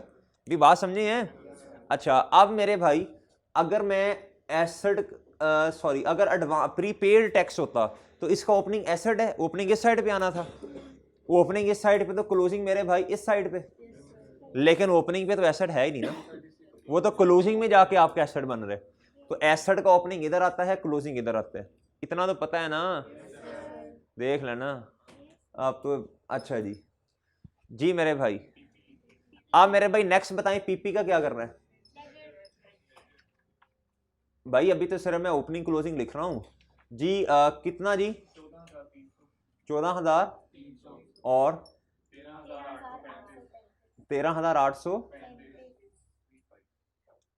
13,800 जी। नेक्स्ट बताओ भाई, वर्किंग 9, इसका भी लेजर ही बनाना है ना?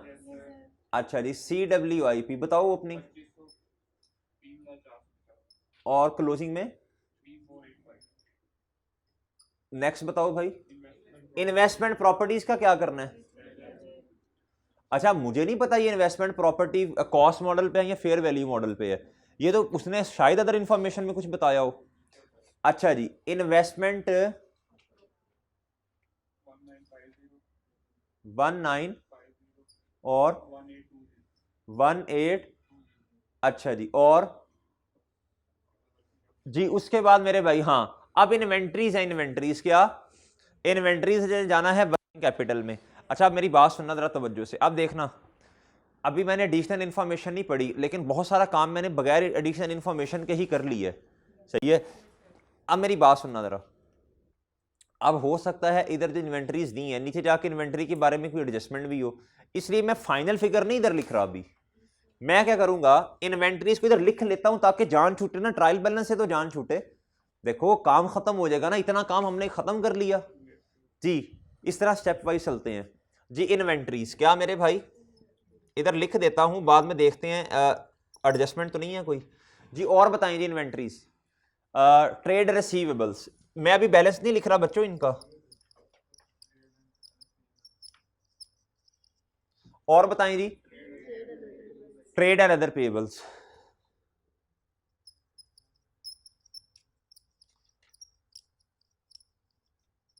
नेक्स्ट बताएं जी। ओ यार ये हमने क्यों नहीं किया, ये साथ ही इधर लिख देना था वर्किंग कैपिटल में, वेट नहीं करना चाहिए, जब आपने इधर लिख लिया, आपने पेपर में भी ऐसे करना अगर कैश फ्लो का सवाल आ गया तो, आप जल्दी से जान छुड़ाएं इससे जितनी जल्दी हो सकता है जी। कैश एडवांस टैक्स लिख दिया, एंड पे आए कैश एंड बैंक बैलेंस किधर लिखना है, बताओ बच्चों बताओ। जी बताओ भाई, समझ आ रही है आपको? आ रही है कि जा रही है? जी कैश एंड बैंक बैलेंस किधर लिखना है जी? कैश एंड बैंक,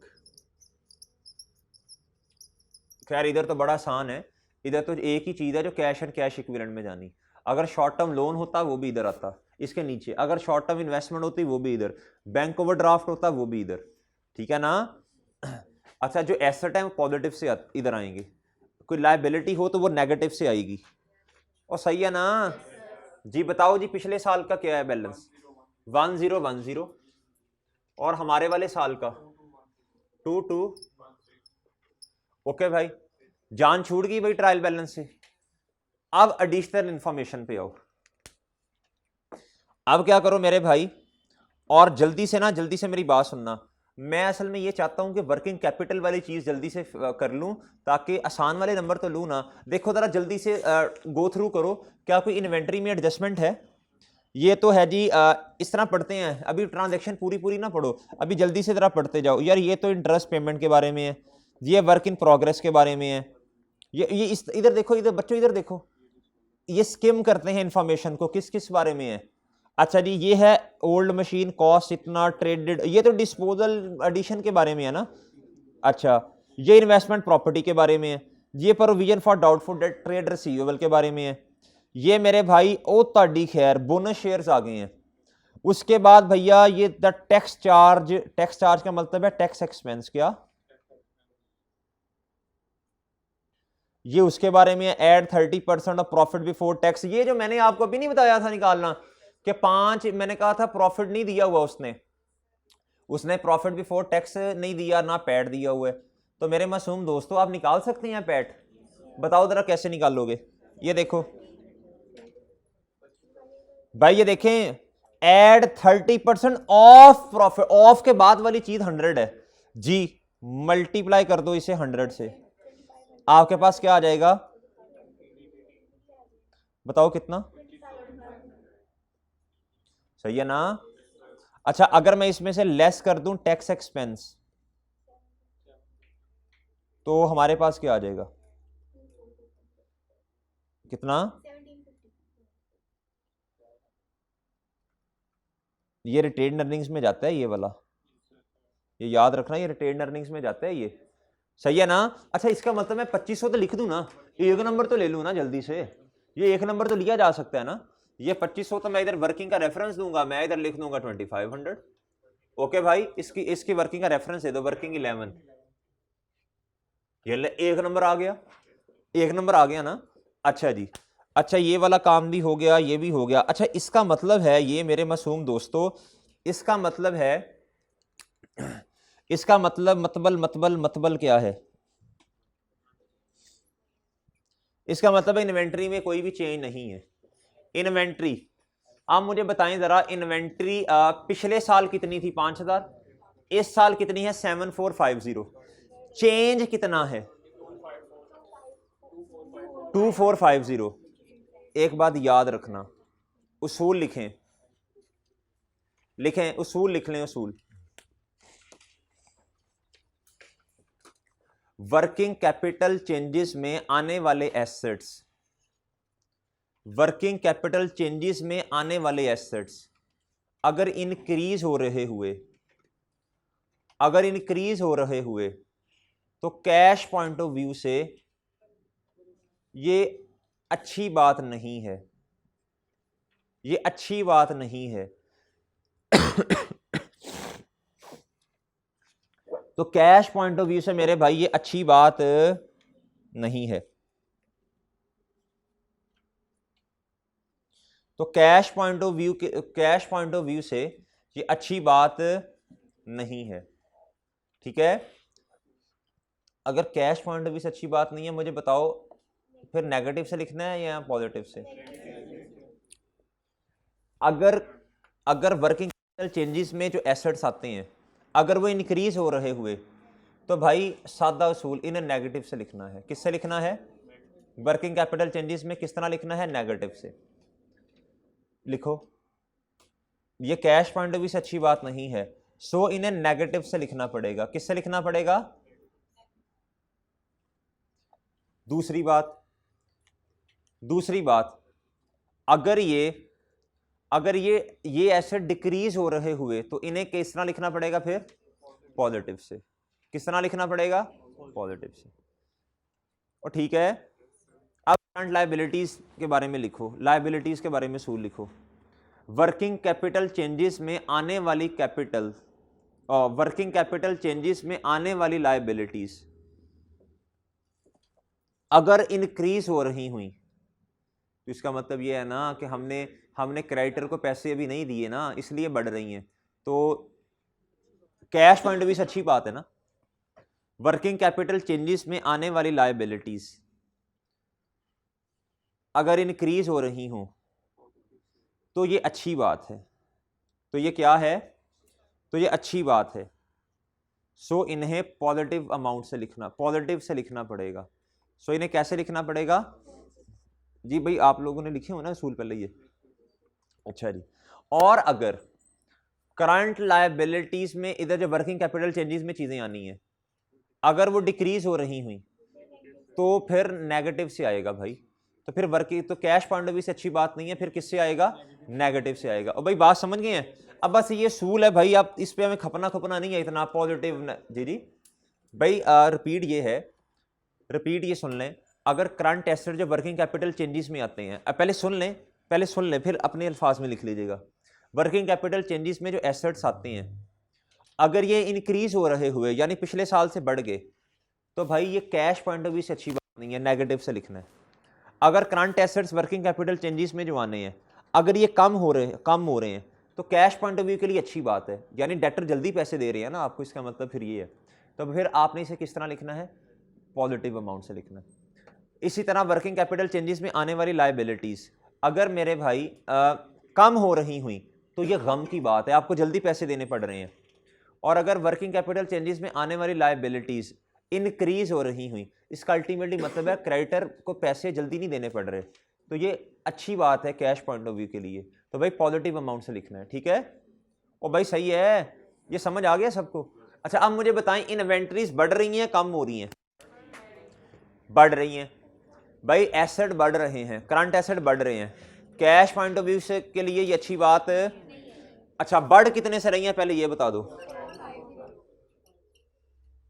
ये एसेट है, कैश पॉइंट ऑफ व्यू के लिए इन एसेट्स का बढ़ना, डेटर्स इन्वेंट अच्छी बात नहीं है, लिहाजा किससे आएंगे?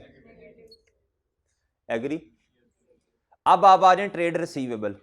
ट्रेड रिसीवेबल के बारे में एक नोट लिख लें, ट्रेड रिसीवेबल के बारे में एक नोट लिख लें।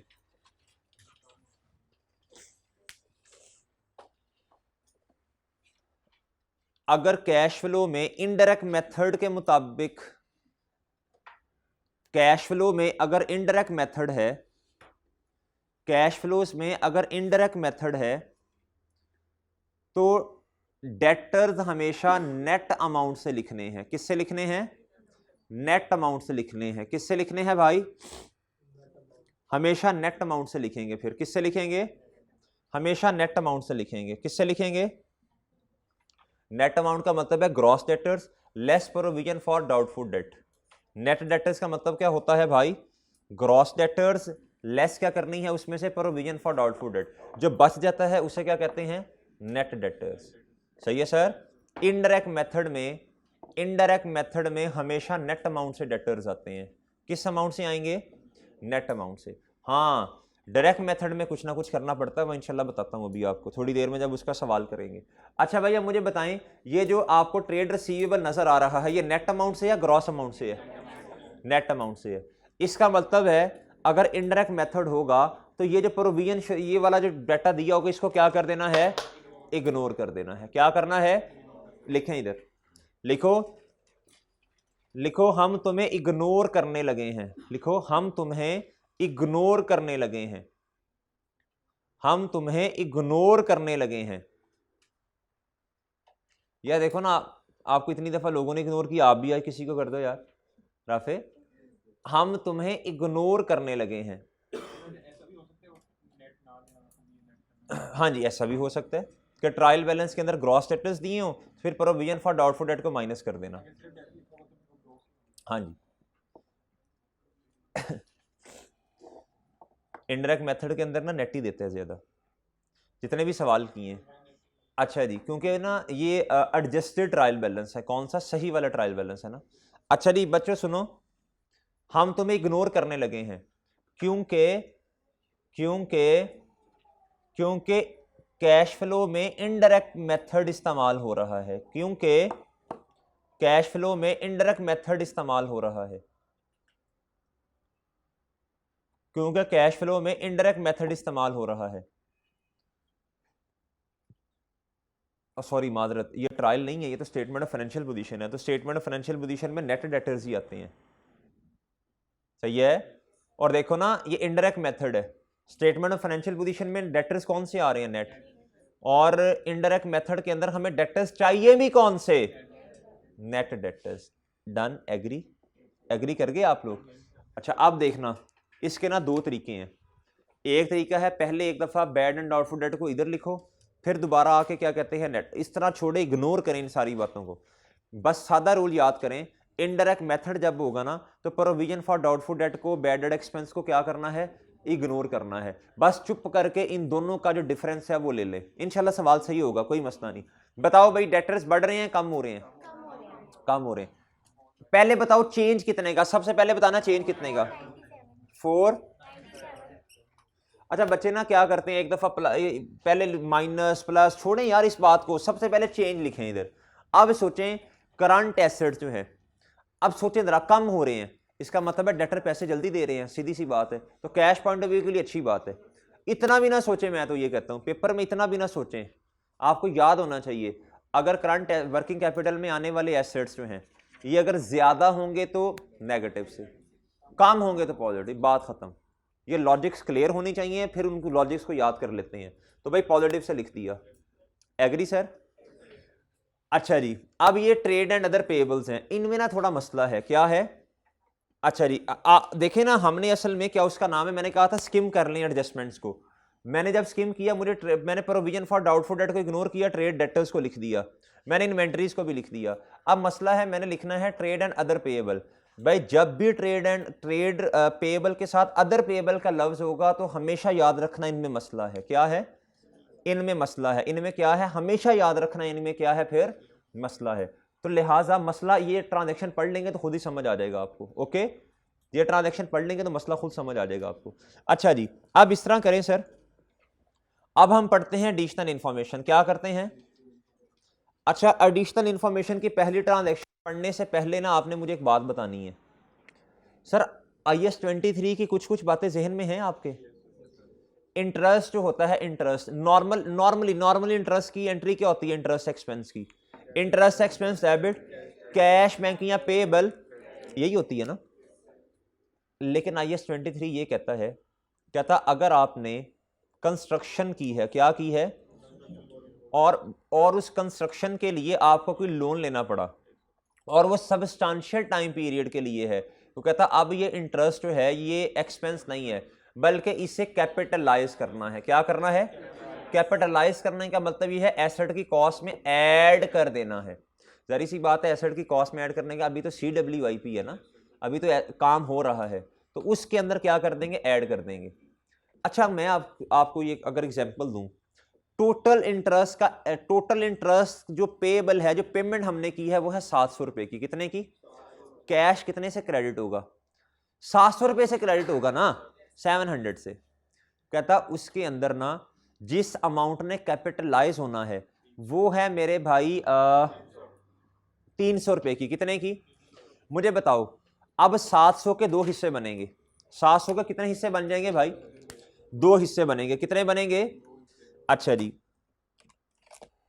700 रुपया अमाउंट है, इंटरेस्ट की अमाउंट जो पेमेंट की वो 700 है भाई, उसमें से कैपिटलाइज कितने ने होना है,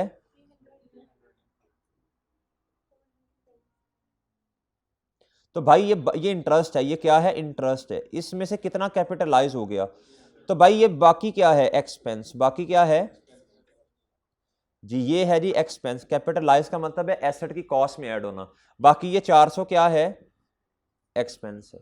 बात समझे हैं बच्चों आप, बात समझ गए हो।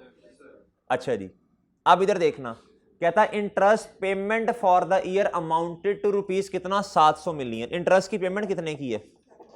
कहता out of which 300 million has been capitalize in CWIP। कहता 300 को किधर ले जाओ? CWIP में। यानी इधर देखना, मेरी बात सुनना बच्चों, बात सुनना, इधर देखना। अगर मैं इसकी एंट्री करूं, अलग-अलग कर दूं पहले एक दफा भाई, CWIP कितने से डेबिट, और कैश जो इंटरेस्ट का पे किया वो कितने से, और मेरे भाई इंटरेस्ट एक्सपेंस कितने से डेबिट, और बाकी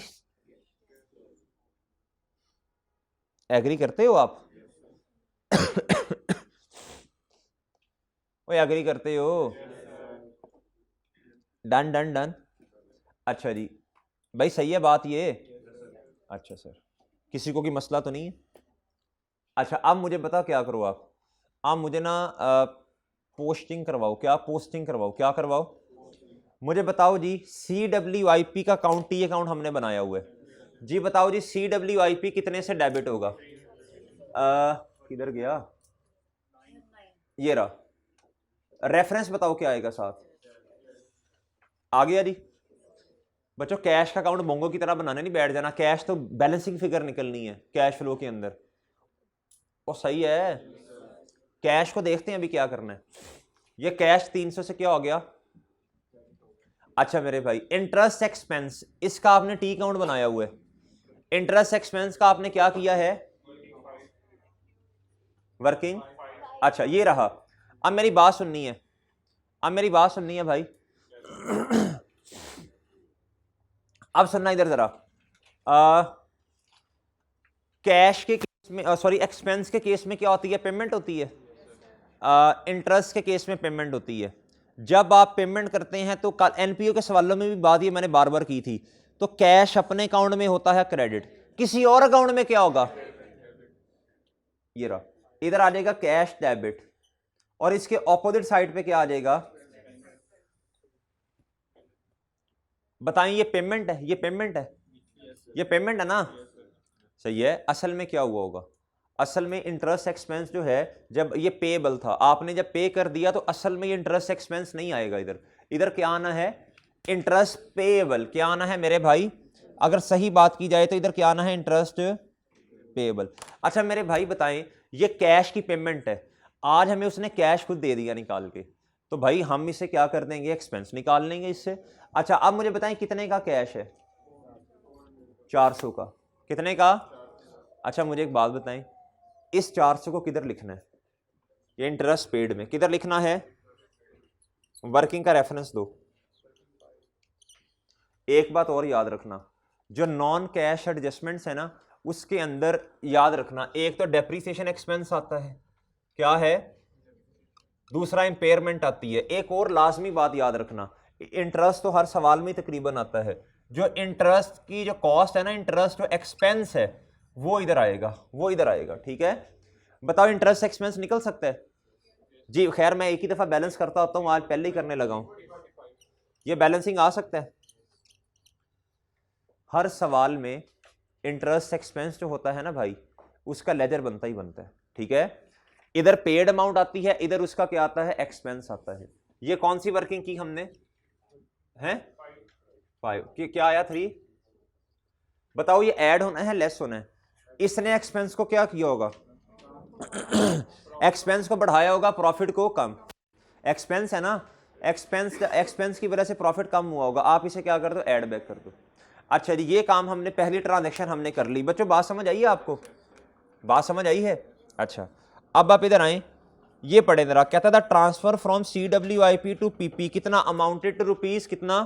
550 मिलियन। जर्नल एंट्री बता दें। जर्नल एंट्री क्या बनी इसकी? PP डेबिट कितने से, और CWIP। जो जो कहता जाता है ना, बस उसकी बात मानते जाओ। CWIP क्रेडिट और PP कितना? डेबिट। कितने से बच्चों? 550 से। इधर आ जाएगा CWIP, और CWIP में जाके क्या कर दो? इधर जाके करो भाई PP। बाद में फिर बैलेंस कर लेंगे ना इन सबको। अच्छा सर, इधर तो आपने बैलेंस फौरन कर दिया, और चाचू उसने खुद कैश की अमाउंट दी हुई थी, गिवन थी, इसलिए किया। इसलिए मैंने कैश को फौरन जाके उधर लिख दिया और एक्सपेंस को जाके ऊपर लिख दिया। हर सवाल में ऐसे ही होना है। नेक्स्ट आओ, ट्रांजैक्शन नंबर सी पढ़ ले। कहता एन ओल्ड मशीन, कहता एक पुरानी मशीन थी 520 मिलियन की, कहता उसकी बुक वैल्यू है 350 मिलियन। कितनी है? कहता was traded in, traded in का मतलब है आपने अदला बदला कर लिया। क्या किया? कहता फॉर अ न्यू मशीन, कहता आपने पुरानी मशीन देके नई मशीन क्या कर ली मेरे भाई? खरीद ली। क्या कर ली? कहता on payment of ₹200 million. Sir आपको अगर याद हो IS 16, कुछ बच्चे नए बैठे हुए हैं क्लासेस में, तो हम इन सवालों का ना कैसे करते हैं, जब एक्सचेंज हो ना, ये असल में एक्सचेंज है, पुराने के बदले में नई मशीन ले ली आपने और कुछ साथ पेमेंट भी की। हम इस तरह के सवालों को ना स्टेप्स में करते हैं। कैसे करते हैं? इधर देखें, 5 स्टेप्स में करते हैं। नॉर्मल जो डिस्पोजल है उसे 4 स्टेप में करते हैं, इस तरह के सवालों को 5 स्टेप्स में करते हैं। ठीक है सर। स्टेप नंबर 1 जो नॉर्मल सवालों में होता है, कल भी आया था NPO में, पुराने एसेट की कॉस्ट को किताबों से बाहर निकाल लो। अच्छा इसकी वर्किंग का रेफरेंस देते जाना यार। इसका रेफरेंस क्या है? 11। उधर दिया नहीं है रेफरेंस, चलो दे देता हूं। अब ये वर्किंग का रेफरेंस 12 दो इधर जी। स्टेप नंबर 1 क्या होगा? पुराने एसेट की आपने जैसे भी जिधर से पढ़ा है ना, आप उन स्टेप्स को फॉलो कीजिएगा, लेकिन इंशाल्लाह कॉन्सेप्ट तो यही होगा ना जी। पहला स्टेप, पुराना एसेट जो है, जो पुरानी मशीन है, उसकी कॉस्ट को क्या कर दें? कितनी है? हैं जी। पुराने एसेट पे क्यूमुलेटेड डेप्रिसिएशन देखो ना, बुक वैल्यू दी हुई है, मैं इकट्ठा भी कर सकता हूं, वैसे बुक वैल्यू के साथ भी कंपैरिजन किया जा सकता है। इन दोनों का डिफरेंस ले लो ना, 170 बनता है शायद। ये स्टेप नंबर 2 है। स्टेप नंबर 3 क्या होता है भाई? स्टेप नंबर 3 क्या होता है जी? अब इधर जाके ना स्टेप नंबर 3 वैसा हमारा होता है कैश की पेमेंट। हम इधर भी कैश की पेमेंट नहीं करेंगे जी। भाई बताइएगा कैश पे कितना किया? भाई जब पुराना एसेट दे के नया खरीद रहे हैं तो कैश की पेमेंट ही है ना जी मेरे भाई। कैश पे किया कितना? सर और क्या किया? जल्दी बोले, क्या हुआ जी? नया एसेट आया। नया एसेट डेबिट ही होगा ना, मशीन न्यू, उसकी कॉस्ट दी हुई है उसने फेयर वैल्यू नहीं, वो 3 सिनेरियोज होते हैं वैसे।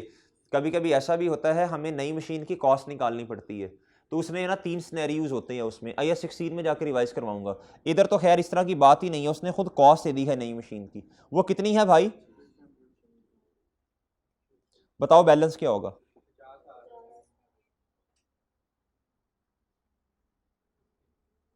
अच्छा अब देखें जरा, बात तवज्जो से सुने। स्टेटमेंट ऑफ फाइनेंशियल पोजीशन आपके सामने है।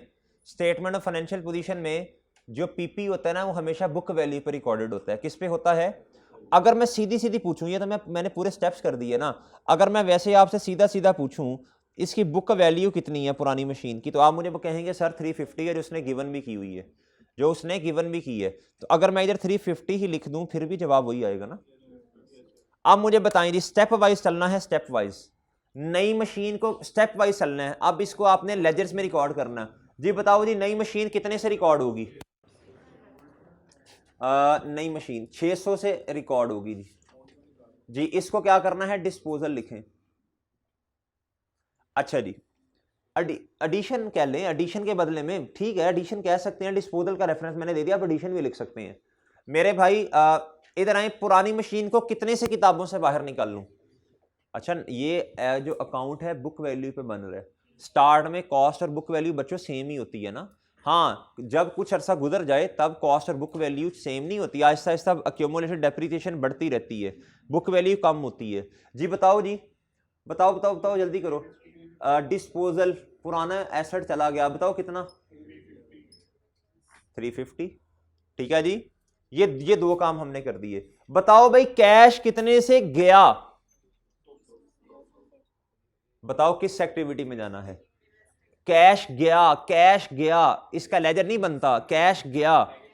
भाई बताएं कैश की जानियां, बताएं बताएं बताएं बताएं बताएं। इन्वेस्टिंग में लिखवाया था आपको मैंने जी। ये है मेरे भाई, बोलें जी। सेल प्रोसीड तो बेटा बेटा होता है जो पैसे आते हैं आपको, ये आप करें जी। एक्सचेंज कर लें या जो भी कर लें, एडिशन कर लें, जो भी कर लें, बहरहाल एडिशन इन पीपी, इसके बदले में पैसे कितने देने पड़े, पैसे कितने देने पड़े ना, वो लिखना है। कितना भाई 200। आखिरी आखिरी आखिरी ये गेन ऑन डिस्पोजल है 50 का। भाई मेरी बात सुने, गेन ऑन डिस्पोजल जो है ये कैश, कैश तो लिख लिया, ये तो नॉन कैश है। इस गेन ने प्रॉफिट को क्या किया होगा, बढ़ाया होगा। तो अब आपने कैश की तरफ जाना है। क्या ये कैश वाला गेन है, कैश में तो आगे जितने पैसे आने थे। अब इसने प्रॉफिट को बढ़ाया, क्या करना पड़ेगा हमें, ओ ठीक है ओके भाई, बेड़ा तो गर्क नहीं हो रहा थोड़ा थोड़ा। अच्छा भाई देखो ना, जनरल एंट्री की और मैंने पार्किंग कर दी अपनी अपनी जगह पे, ठीक है सर। अच्छा जी नेक्स्ट नेक्स्ट कहता DL acquired an investment property costing ₹300।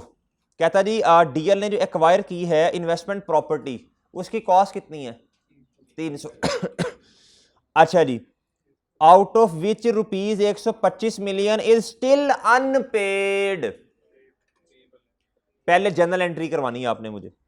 कहता DL applies fair value model, कौन सा मॉडल इस्तेमाल करता है, फॉर सब्सिक्वेंट मेजरमेंट। इसका मतलब है फेयर वैल्यू, गेन लॉस भी आ सकता है इसमें। अगर गेन होगा तो इसका मतलब प्रॉपर्टी बढ़ रही है, लॉस होगा तो प्रॉपर्टी, ठीक है भाई देख ले यार। अच्छा भाई आप हैं ओके। अच्छा जी, अच्छा मेरे मासूम दोस्तों, देखो यार रिवीजन क्लासेस में ना अब 2-2.5 घंटे की क्लास है, मैक्सिमम कोशिश है कि इसी में सब कुछ कवर करना है। या तो ना टाइम हमारे पास हो, फिर तो आपको सारे नोट्स भी लिखवाऊँ, ठीक है, एक एक चीज़ लिखवाऊँ।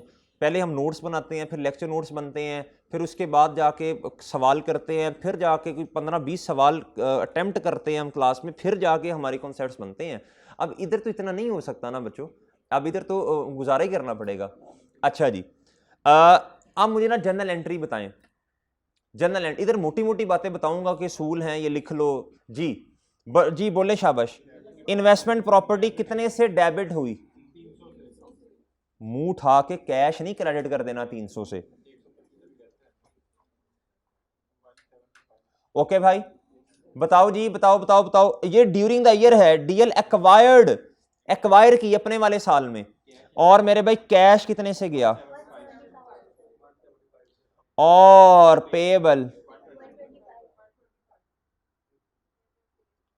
अच्छा अब मेरी बात बच्चों मेरे साथ रहना है, बात तवज्जो से सुननी है। इन्वेस्ट देखिए मैंने जनरल एंट्री कर दी है, और इसकी वर्किंग का रेफरेंस भी दे दो बेशक। वर्किंग क्या है, अच्छा जी, अच्छा मैं शायद भूल रहा हूँ वर्किंग का रेफरेंस देना। आपने वर्किंग का रेफरेंस देते जाना है, साथ साथ जो काम करते जाओ रेफरेंस देते जाओ। बल्कि भूलना क्यों है यार, वर्किंग का रेफरेंस ने इतना काम किए। वर्किंग 12 मुर्गी अंडा दे के इतना रोला डालती है, हमने इतना काम किया, हम ना रोला डाल लें। अच्छा इधर आ जाएगा वर्किंग 12, वर्किंग 12 और ठीक है वर्किंग 12। अच्छा बच्चों बात सुनो, अब मुझे बताएं इन्वेस्टमेंट प्रॉपर्टी में कितना रिकॉर्ड करना है। भाई आप जनरल एंट्री से चला करें, काम आसान हो जाता है। देखा इन्वेस्टमेंट प्रॉपर्टी का लेजर आपने पहले बनाया हुआ है, किधर गया, अच्छा ये रहा। भाई देखे इसके अंदर एडिशन कितनी छुपी हुई है। असल में ना डाटा सारा आपको दिया, आपने दोबारा लेजर्स बनाने हैं। कैश फ्लो के अंदर ये काम होता है जी। बताएं जी कितने से ये, लेकिन अगर मैं आपसे ये कहूं मैं 175 से कैश डेबिट कर दूं और 125 से क्या करूं, पेबल कर दूं, तो ये बात सही नहीं है एडिशन ही है ये 300 की एडिशन। अगर मैं इधर सिर्फ कैश लिखूंगा तो धोखा खा जाएंगे बच्चे, वो कहेंगे सर 300 से कैश लिखना पड़ेगा। अब मेरी बात तवज्जो से सुननी है, अब मेरी बात क्या करनी है, ये वाली बात तो मैंने लिख दी ना। अब 175 को किधर लिखना है, ये आनियां हैं या जानियां, आनियां जानियां जी बोले। इन्वेस्टमेंट प्रॉपर्टी क्या बताओ, वर्किंग का रेफरेंस दे दो, कुछ भी लिखने की जरूरत नहीं है इतना। 13 जी बोले। ओ यार मेरे मासूम दोस्तों ये नेगेटिव से, अच्छा नहीं सॉरी सॉरी, ये तो पैसे आए आए आए आए, ये गए ठीक है, वो तो पैसे आए थे ना 200। इन्ना लिल्लाहि व इन्ना इलैहि राजिऊन। भाईजान ये भी पेमेंट थी, माशाल्लाह भंग पी के सो रहे हैं। भाई एक्टिव होके बताया करो ना। अच्छा ये भी पैसे गए। अब मुझे बताएं ये 125 का क्या करना है, बताएं। अब खुद सोचें, सॉरी इसको इग्नोर कर दें भाई, हर चीज को इग्नोर करने के लिए नहीं उसने दिया होता। देखो ये ट्रेड क्रेडिटर्स के अंदर अदर पेएबल शामिल नहीं है ना? ओ भाई हैं कि नहीं है? अच्छा अब सुननी बात गौर से, ये मैं वर्किंग करता हूं वर्किंग 14, ये है ट्रेड एंड अदर पेएबल। मुझे बताएं पिछले साल के कितने हैं जी? गिवन कितने हैं पिछले साल के? बोलो पहले। 9 और इस साल के 14। अच्छा इसमें से इस साल में तो कोई एडजस्टमेंट नहीं है ना, हमारे वाले साल में ही एडजस्टमेंट होनी है ना, क्लोजिंग के अंदर छुपा हुआ है। कितना क्लोजिंग में से माइनस कर दूं भाई? इसमें क्लोजिंग में से कितना माइनस करूं? जो पेएबल है, जो क्या है ये 935, इधर कितना आया? 14, ओहो 13। आपने जिससे पढ़ा उन्होंने जैसे आपको ये वर्किंग करवाई ना वैसे के डायरेक्ट भी की जा सकती है। वर्किंग कैपिटल में से एंड पे जाके 125 माइनस कर दीजिएगा, ऐसे भी हो सकता है। ठीक है, हमने ऐसे सीखे, आप ऐसे ही करें। अच्छा जी, आप मेरे भाई बताएं, मैंने एडजस्टमेंट कर दी ना 125 की, बताएं अब इन दोनों का चेंज कितना है? अब चेंज बताना है, चेंज आपने 425 का। अब सुननी इधर बात गौर से, चुप करके इधर आके सबसे पहले साइन नहीं सोचना, पहले 425 लिख देना। लिख दिया? आप बताएं, अब मुझे बताएं भाई, अगर करंट लायबिलिटीज जो वर्किंग कैपिटल चेंजेस में आती हैं अगर वो बढ़ रही हैं तो भाई कैश पॉइंट ऑफ व्यू से अच्छी बात है। मैं लायबिलिटीज के पॉइंट ऑफ व्यू से नहीं कह रहा, जिम्मेदारियों के पॉइंट ऑफ व्यू से नहीं कह रहा, कैश पॉइंट ऑफ व्यू से आपकी जान छुट्टी हुई है, पैसे नहीं देने पड़ रहे, तो कैश पॉइंट ऑफ व्यू के लिए ये अच्छी बात है। लिहाजा इसे क्या लिखे? पॉजिटिव से। और रोला पा दो भाई कि वर्किंग किया भाई हमने। ओके और सही है, ये वाली एडजस्टमेंट भी खिसक। नेक्स्ट पे आए, बाकी ठीक है जी, इसको इग्नोर किया। कहता है during the year DL issued 10% bonus issue, bonus shares. अब मेरी बात गौर से सुननी है। कहता है सब्सिक्वेंटली का मतलब उसके बाद, अब पहले भाई बोनस हैं, फिर उसके बाद क्या है? राइट शेयर्स हैं। पहले बोनस शेयर्स हैं सी बच्चे। अच्छा बोनस शेयर्स पता क्या होते हैं? एक होता है कि बोनस के तौर में आपने कैश किसी को दे दिया, एक होता है शेयर्स दे दिए। जब भी आप शेयर इशू करेंगे ना तो आपका शेयर कैपिटल बढ़ेगा। शेयर कैपिटल तो पार वैल्यू से क्रेडिट। सवाल ये पैदा होता है डेबिट क्या होगा? सवाल ये पैदा होता है डेबिट क्या होगा? इधर देखें जी, इसकी ना दो चीजें हैं। एक है जी बोनस, सॉरी, अगर तो बोनस के साथ लफ्ज लिखा होना बोनस शेयर्स, तो हमेशा आपने सेकंड इंपैक्ट लेना है शेयर प्रीमियम के अकाउंट में। तो शेयर प्रीमियम को क्या करना है? डेबिट करना है। शेयर प्रीमियम क्या होगा? डेबिट। अगर लफ्ज लिखा होगा बोनस, फिर आपने डेबिट करना है रिटेन अर्निंग्स को। बात समझे हो आप? बात समझे हैं आप? अगर लफ्ज लिखा हो सिर्फ बोनस शेयर्स का, किसका मेरे भाई? बोनस शेयर्स का, तो भाई याद रखना तो भैया आपने बोनस शेयर के केस में एंट्री क्या होती है? शेयर प्रीमियम डेबिट और शेयर कैपिटल क्रेडिट। और भाई डिविडेंड के केस में एंट्री क्या होती है?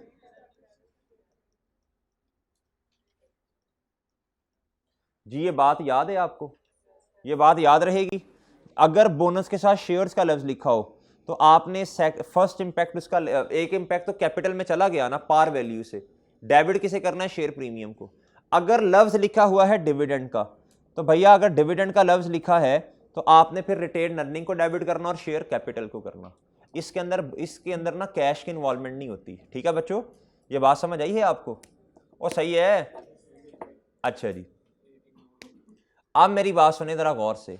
एक ऐसा सिनेरियो भी आता है कि शेयर प्रीमियम को डेबिट तो करना, लेकिन शेयर प्रीमियम का बैलेंस ही कोई नहीं पड़ा हुआ, फिर मजबूरन हमें इधर रिटेन अर्निंग को ही डेबिट करना पड़ता है। ये एमसीक्यूज आ सकता है 1 नंबर का।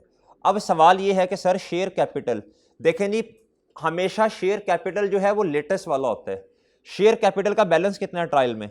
ओपनिंग शेयर कैपिटल का बैलेंस पूछ रहा हूं, एक ओपनिंग पे लगेगा, ओपनिंग पे, क्लोजिंग पे नहीं लगेगा जी। 13,000 कितना मेरे भाई? 13,000 कितना? किधर गया जी? 13,000 क्या किधर गया? ये रहा। अब मेरे भाई कितने से डेबिट करना है इसे बोलें? 13,000 मल्टीप्लाई बाय कितना आया?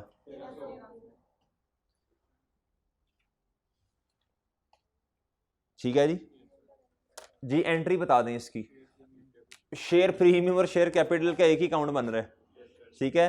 एक दफा बढ़ेगा, एक दफा कम हो जाएगा, तो ना भी लिखें तो मसला तो कोई नहीं मेरा ख्याल है, लेकिन चलें फिर भी।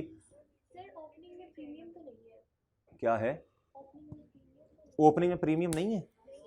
हाँ तो सही है। अगर ओपनिंग में प्रीमियम नहीं है तो फिर तो मजबूरी है ना, फिर क्या करना पड़ेगा भाई? ओपनिंग में प्रीमियम नहीं है फिर क्या करना पड़ेगा? फिर मजबूरन, वैसे असूलन शेयर प्रीमियम डेबिट होना चाहिए, लेकिन ओपनिंग में प्रीमियम है ही नहीं, पड़ा ही नहीं हुआ, फिर क्या करेंगे भाई? फिर रिटेन अर्निंग में ले जाएंगे। अच्छा, अब रिटेन अर्निंग डेबिट और शेयर कैपिटल। अच्छा मेरे मासूम दोस्तों, शेयर कैपिटल क्या है? 1300 से क्या हो जाएगा? क्रेडिट। और मेरे भाई रिटेन अर्निंग्स इधर आ जाएगा शेयर। ओके बच्चों, और सही है ना भाई? सही है। ये हमेशा जब मैं आपको पढ़ाऊंगा ना चेंजेस इन इक्विटी, उसके अंदर बताऊंगा, ये हमेशा बोनस इशू फलाना ये वो, ये हमेशा लेटेस्ट शेयर कैपिटल पे लगता है। अच्छा अगली बात अब देखें जरा, कहता अगली बात अब कहता जी subsequently right issues were also made. अब भाई इस अकाउंट के अंदर जो बैलेंसिंग फिगर होगी वो राइट शेयर, वो राइट शेयर्स आ जाएंगे। अच्छा ये वाला काम तो मेरा ख्याल हमने कर नहीं लिया, नहीं किया। टैक्स चार्ज कितना है? 750 का। टैक्स का लेजर बन रहा है? टैक्स का लेजर बन रहा है भाई? किधर किधर किधर? वर्किंग 7 ये रहा।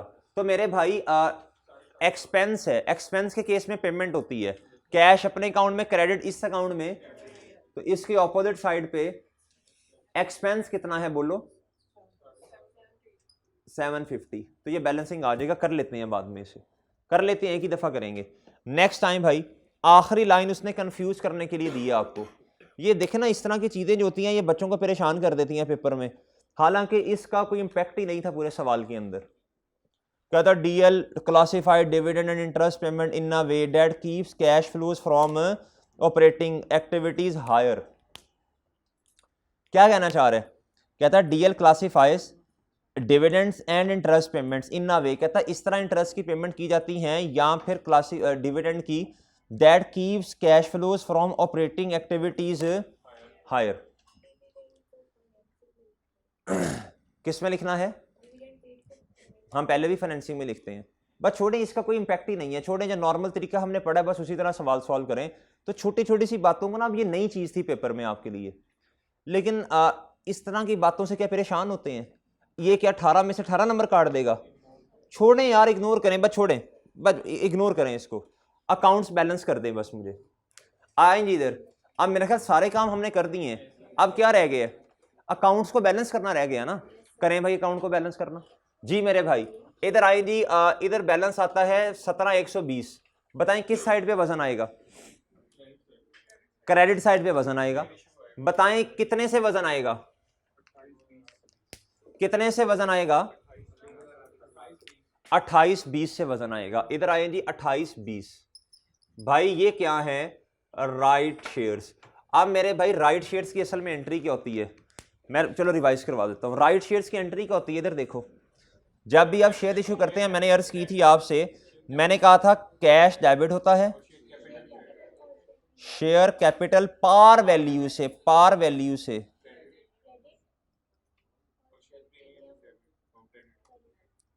ठीक है भाई, शेयर प्रीमियम, ठीक है।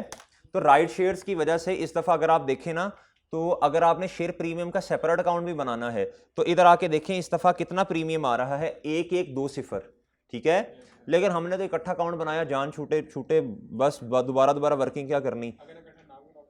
अगर इकट्ठा ना भी बनाओ फिर भी बिल्कुल सही है। अच्छा जी, अब छोड़ें खैर इस तरह। अब मुझे बताएं इधर वजन कितने से आना है और इधर रेफरेंस क्या आ जाना है? Share capital and share premium, credit और कैश बताएं जी ये किससे रेलिवेंट चीजें हैं? फाइनेंसिंग से। किधर आके लिखना है गुड्डू? लिखें जी शेयर्स इशूड। क्या भाई? जब शेयर इशू करेंगे तो लक्ष्मी आएगी, लक्ष्मी की आनियां डेबिट। जी बोलें कितने से? ओके अब बात सुनना जरा गौर से।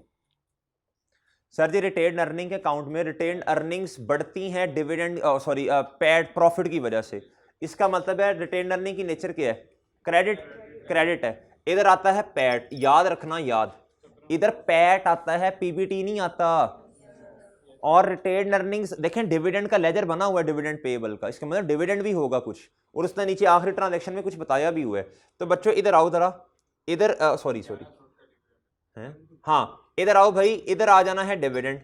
डिविडेंड की वजह से भैया रिटेन्ड अर्निंग क्या होती है? कम। अच्छा अब दो चीजें तो मिस नहीं हो सकती ना सवाल में, कोई एक दिया नहीं हुआ, हमने खप के निकाला है जी। 2500 रुपए में से कितना माइनस कर दें? 750 क्या कर दें गुड्डू? माइनस कर दें। आपके पास क्या आ जाएगा? ये पैट जो है, ये नेट प्रॉफिट, ये रिटेन्ड अर्निंग में जाएगा 1750 रुपए का जी। वर्किंग का रेफरेंस दे दें इधर। ये कौन सी वर्किंग थी बच्चों? आपके पास डिविडेंड क्या आ जाएगा? बैलेंसिंग। बताओ जी कितना आएगा? पूरा 1100। ये आ गया गुड्डू बैलेंसिंग। क्या आ गया सर जी? कैश में क्या जाना? कटा जाना कैश में भाई। ये रिटेन्ड अर्निंग में कैश में क्या जाना? कुछ भी नहीं जाना। डिविडेंड पेएबल में लेके जाओ, वो कैश जो पे किया होगा जितना डिविडेंड, वो बैलेंसिंग आएगा। अब देखें इधर, retained earning debit dividend, dividend payable क्या हो जाएगा? क्रेडिट। कितने से जी? इधर बताएं क्या आएगा? Retained earning. और बैलेंस किया जा सकता है। अब बैलेंसिंग में क्या आना है भाई? सिंपल सी बात है, जब डिविडेंड पे करेंगे तो कैश क्रेडिट होगा ना, डिविडेंड पेएबल डेबिट होगा, कैश क्या होगा जी? बताओ जी कितना बैलेंसिंग? भाई बैलेंसिंग फिगर्स को मैं ब्लू से लिख रहा हूं, 9 जी। भाई बताएं जी किधर लिखना है? डिविडेंड को हमने फाइनेंसिंग में लिखना है, बस बात खत्म जी। भैया डिविडेंड कैश की आनियां डेबिट जानियां,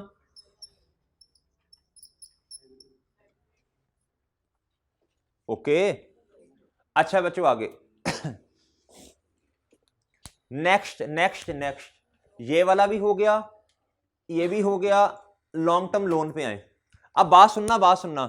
लायबिलिटी पहले ज्यादा थी, अब क्या होगी? कम। तो क्या हुआ होगा? कोई और इंफॉर्मेशन दी है तो क्या रीपेमेंट ही हुई होगी ना जी? बताएं जी, बताएं बताएं कितने का वजन आएगा इधर? है 260।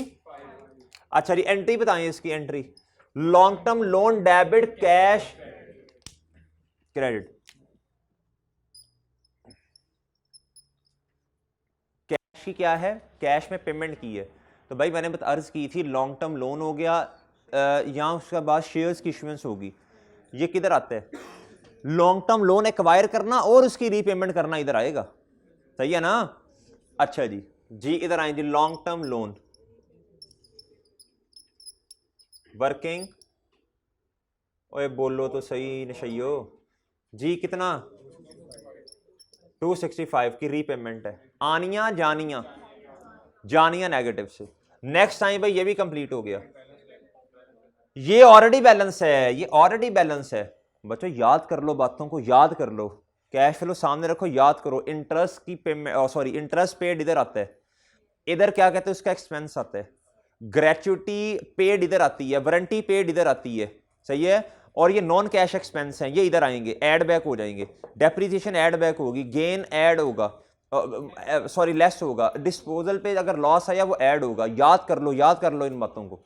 अच्छा जी, हाँ टैक्स, सर टैक्स एक्सपेंस आपने इधर क्यों नहीं लिखा? भाई ये पीबीटी में शामिल ही नहीं है टैक्स, इसलिए नहीं लिखा इधर। पीबीटी में कौन सा टैक्स शामिल है? अच्छा जी, ऐसे जा रही है। अच्छा जी, अगली बात आए, अगली बात बताएं जी, डिविडेंड पेएबल लिख दिया भाई हमने ऑलरेडी। यार देख लेना कोई चीज स्किप ना हो, बाद में रोला पड़ जाता है फिर जी। ये टैक्स है जी, टैक्स बताएं जी कितने से बैलेंसिंग आएगा? इधर तो निल है, कितने से भाई? 10-21। ये बैलेंसिंग ही आएगा ना, बैलेंसिंग। सर देखें टैक्स लायबिलिटी कम होगी, डेबिट होगी, और कैश क्या हो गया? क्रेडिट हो गया जी। मेरे भाई किधर लिखना है जाके? इधर वर्किंग का रेफरेंस है 1021। एग्री बच्चों, एग्री एग्री। अच्छा ये भी हो गया जी। पीपी के बारे में गुफ्तगू फरमाएं। अच्छा मेरी अब बात सुने, बात सुने, बात सुने। आप मुझे खुद देख के बताएं, जब बुक वैल्यू पे अकाउंट बनता है तो डेप्रीसिएशन इस अकाउंट में नहीं आएगी? और वैसे भी बताएं वजन इसी साइड पे ही आना है यार, सिंपल सी बात है। वजन करके देख लेना किस साइड पे आएगा, इसी साइड पे आएगा, आएगा ना? बताओ कितने से आएगा? सर एडिशन भी तो आ सकती है। ओ भाई एडिशन ऐसे आती है, इधर थोड़ी आती है। एडिशन तो डेबिट साइड पे आएगी जी। बताएं जी कितना? 1 2 बैलेंसिंग जी मेरे भाई। Depreciation expense non cash item है जी जी जी जी जी जी। वर्किंग 8 कितना भाई? ऐड होगा, ऐड होगा, इसने प्रॉफिट को कम किया हुआ है, ये भी डन। CWIP के बारे में गुफ्तगू फरमा दें। सर जी वजन किस साइड पे आ रहा है? डेबिट साइड पे आ रहा है, बोलो भाई। तो ये भी 12। सर जी बात सुने जी, स्टूडेंट बताएं। सर इधर ना, इधर सर इधर क्या कहते हैं, आप पेएबल लिख दें। या तो आप पागल हो या आप पागल हो भाई। ये हम कैश निकाल रहे हैं, क्या निकाल रहे हैं? तो इधर पेएबल उसने बताया पेएबल है भाई, कैश फ्लो का सवाल है, सही है। हमें कैश की अमाउंट चाहिए, तो इधर पेएबल बोंगे हैं कि पेएबल लिखे हैं इधर, या उसने बताया हुआ है पेएबल? तो भाई इधर क्या है, ये कैश ही है जी। CWIP डेबिट, कैश क्रेडिट जी। CWIP तो बताओ ये टोटल कैश कितने का हो गया फिर जी? टोटल कितना हो गया? अच्छा आप इस तरह हो सकता था, पहले 300 का लिखते, बाद में ये लिख देते। तो CWIP में लिखूं मैं इधर कितना भाई? CWIP में एडिशन कितनी है?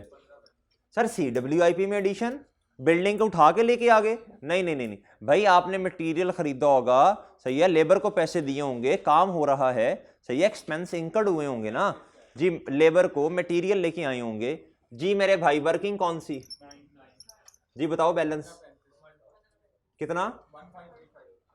15 भाई। देखें CWIP डेबिट कैश। नेक्स्ट आ जाए जी इन्वेस्टमेंट प्रॉपर्टी पे। खुद सोचें, अल्लाह ने आपको अकल दिया, क्या होगा? ये साइड हैवी लग रही है, ये कम है भाई। इन्वेस्टमेंट प्रॉपर्टी अगर फेयर वैल्यू मॉडल पे है, सारी इधर डेप्रीसिएशन लिख दें। ओ भाई इन्वेस्टमेंट प्रॉपर्टी अगर फेयर वैल्यू मॉडल पे है तो डेप्रीसिएशन नहीं आती जी, लॉस आएगा। शाबाश। वजन बताओ इधर कितने से आएगा? 430। फेयर वैल्यू एंट्री क्या होती है इसकी, सुनना जरा। फेयर वैल्यू पे लॉस 430 से डेबिट, और इन्वेस्टमेंट प्रॉपर्टी 430 से। मुझे बताएं ये प्रॉफिट और लॉस में गया होगा सीधा सीधा। इसने प्रॉफिट को क्या किया है, तो आप इसे क्या कर दें जी? सर लिखे जी fair value, fair value adjustment भी लिख सकते हैं ऑन इन्वेस्टमेंट प्रॉपर्टी। वर्किंग बताओ जी, बोले। अच्छा जी नेक्स्ट, ये तो हमने ऑलरेडी कर लिया होगा ना, ये तो ऑलरेडी हो गया। ओके भाई। अच्छा अब मेरी बात तवज्जो से सुननी है, एवं नहीं बोंगियां नहीं मारनी, सही सही जरा कैलकुलेशन करके बतानी है। बताओ नॉन कैश एडजस्टमेंट का टोटल कितना आया जी? 19 पॉजिटिव से। बताएं ये कितना आ गया? ये working capital before working capital changes, इसके अंदर ही ऐड करो 44। अच्छा जी अब मेरे भाई ये 3 है, ये बताएं ये तीनों का टोटल, डिब्बों का टोटल करते जाना है। बताओ टोटल कितना है? ये नेगेटिव से आना है, 1528 नेगेटिव जी भाई। कितना आया? इसमें से ये माइनस करो ना, 29 पॉजिटिव से। अच्छा जी आप भाई, अच्छा एक पेपर में MCQs आता है, ये है कैश। अच्छा मुझे बताएं ये पॉजिटिव से आ रहा है, कैश इस्तेमाल हुआ या जनरेट हुआ? तो यूज तो नहीं होगा ना, जनरेट होगा। ये बात छोटी छोटी बातें हैं, एमसीक्यू इसके लिए इंपॉर्टेंट होती है। अगर नेगेटिव से आता है इसका मतलब कैश इस्तेमाल हो गया, अगर पॉजिटिव से आ रहा है इसका मतलब जनरेट हुआ। बच्चों ये बताओ जरा इंपॉर्टेंट बात, कैश जनरेटेड फ्रॉम ऑपरेशंस ये और cash net cash flows from operating activities क्या दोनों सेम चीजें हैं? नो सर, दोनों सेम चीजें नहीं हैं सर। तो मेरे भाई क्या करना पड़ेगा बोलें भाई? इधर देखें, पहले ऑपरेशंस कैश फ्लोज ऑपरेशन से आते हैं, फिर उसमें से पेमेंट्स माइनस होती हैं, इंटरेस्ट पेमेंट, ग्रेचुइटी की पेमेंट, टैक्स पेड। जी बताएं जी कितना आ गया ये? 15 पॉजिटिव से। सर इसका टोटल बता दें इनका। ये आता है जी इन्वेस्टिंग कितना आ गया? 19 नेगेटिव से। सर इनका टोटल बताएं, इनका 15 पॉजिटिव। अब देखें ए प्लस बी, ए ये नेगेटिव प्लस का नेगेटिव हो जाएगा ना, इन दोनों को ऐड करें, इसमें से ये माइनस कर दें, हैं 1206।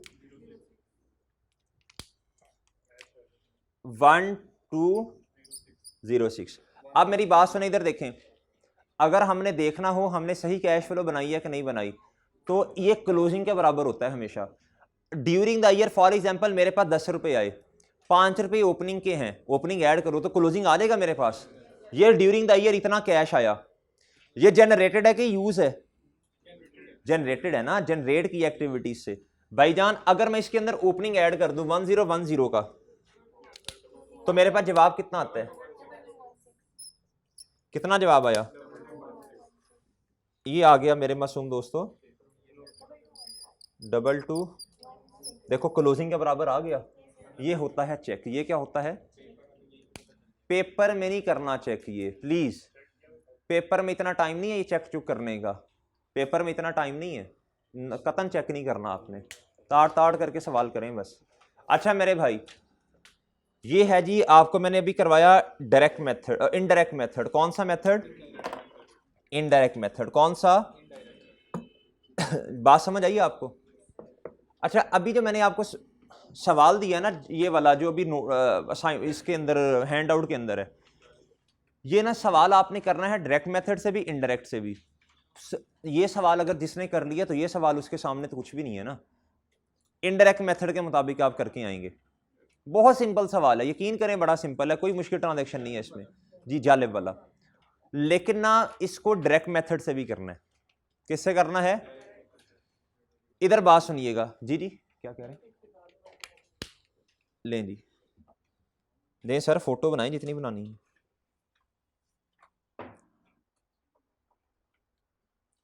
भाई चाहे डायरेक्ट मेथड हो, अच्छा 2 टुकड़ों में बना लेना, 2 टुकड़ों में बनाएं फिर।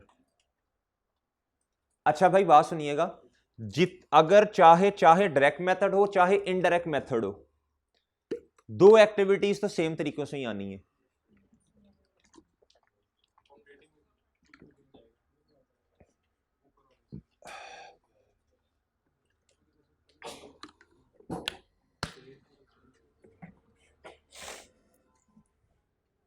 सर जी ये मेरा ख्याल रोक देना चाहिए इधर ही, अगले में डायरेक्ट बताता हूं मैं।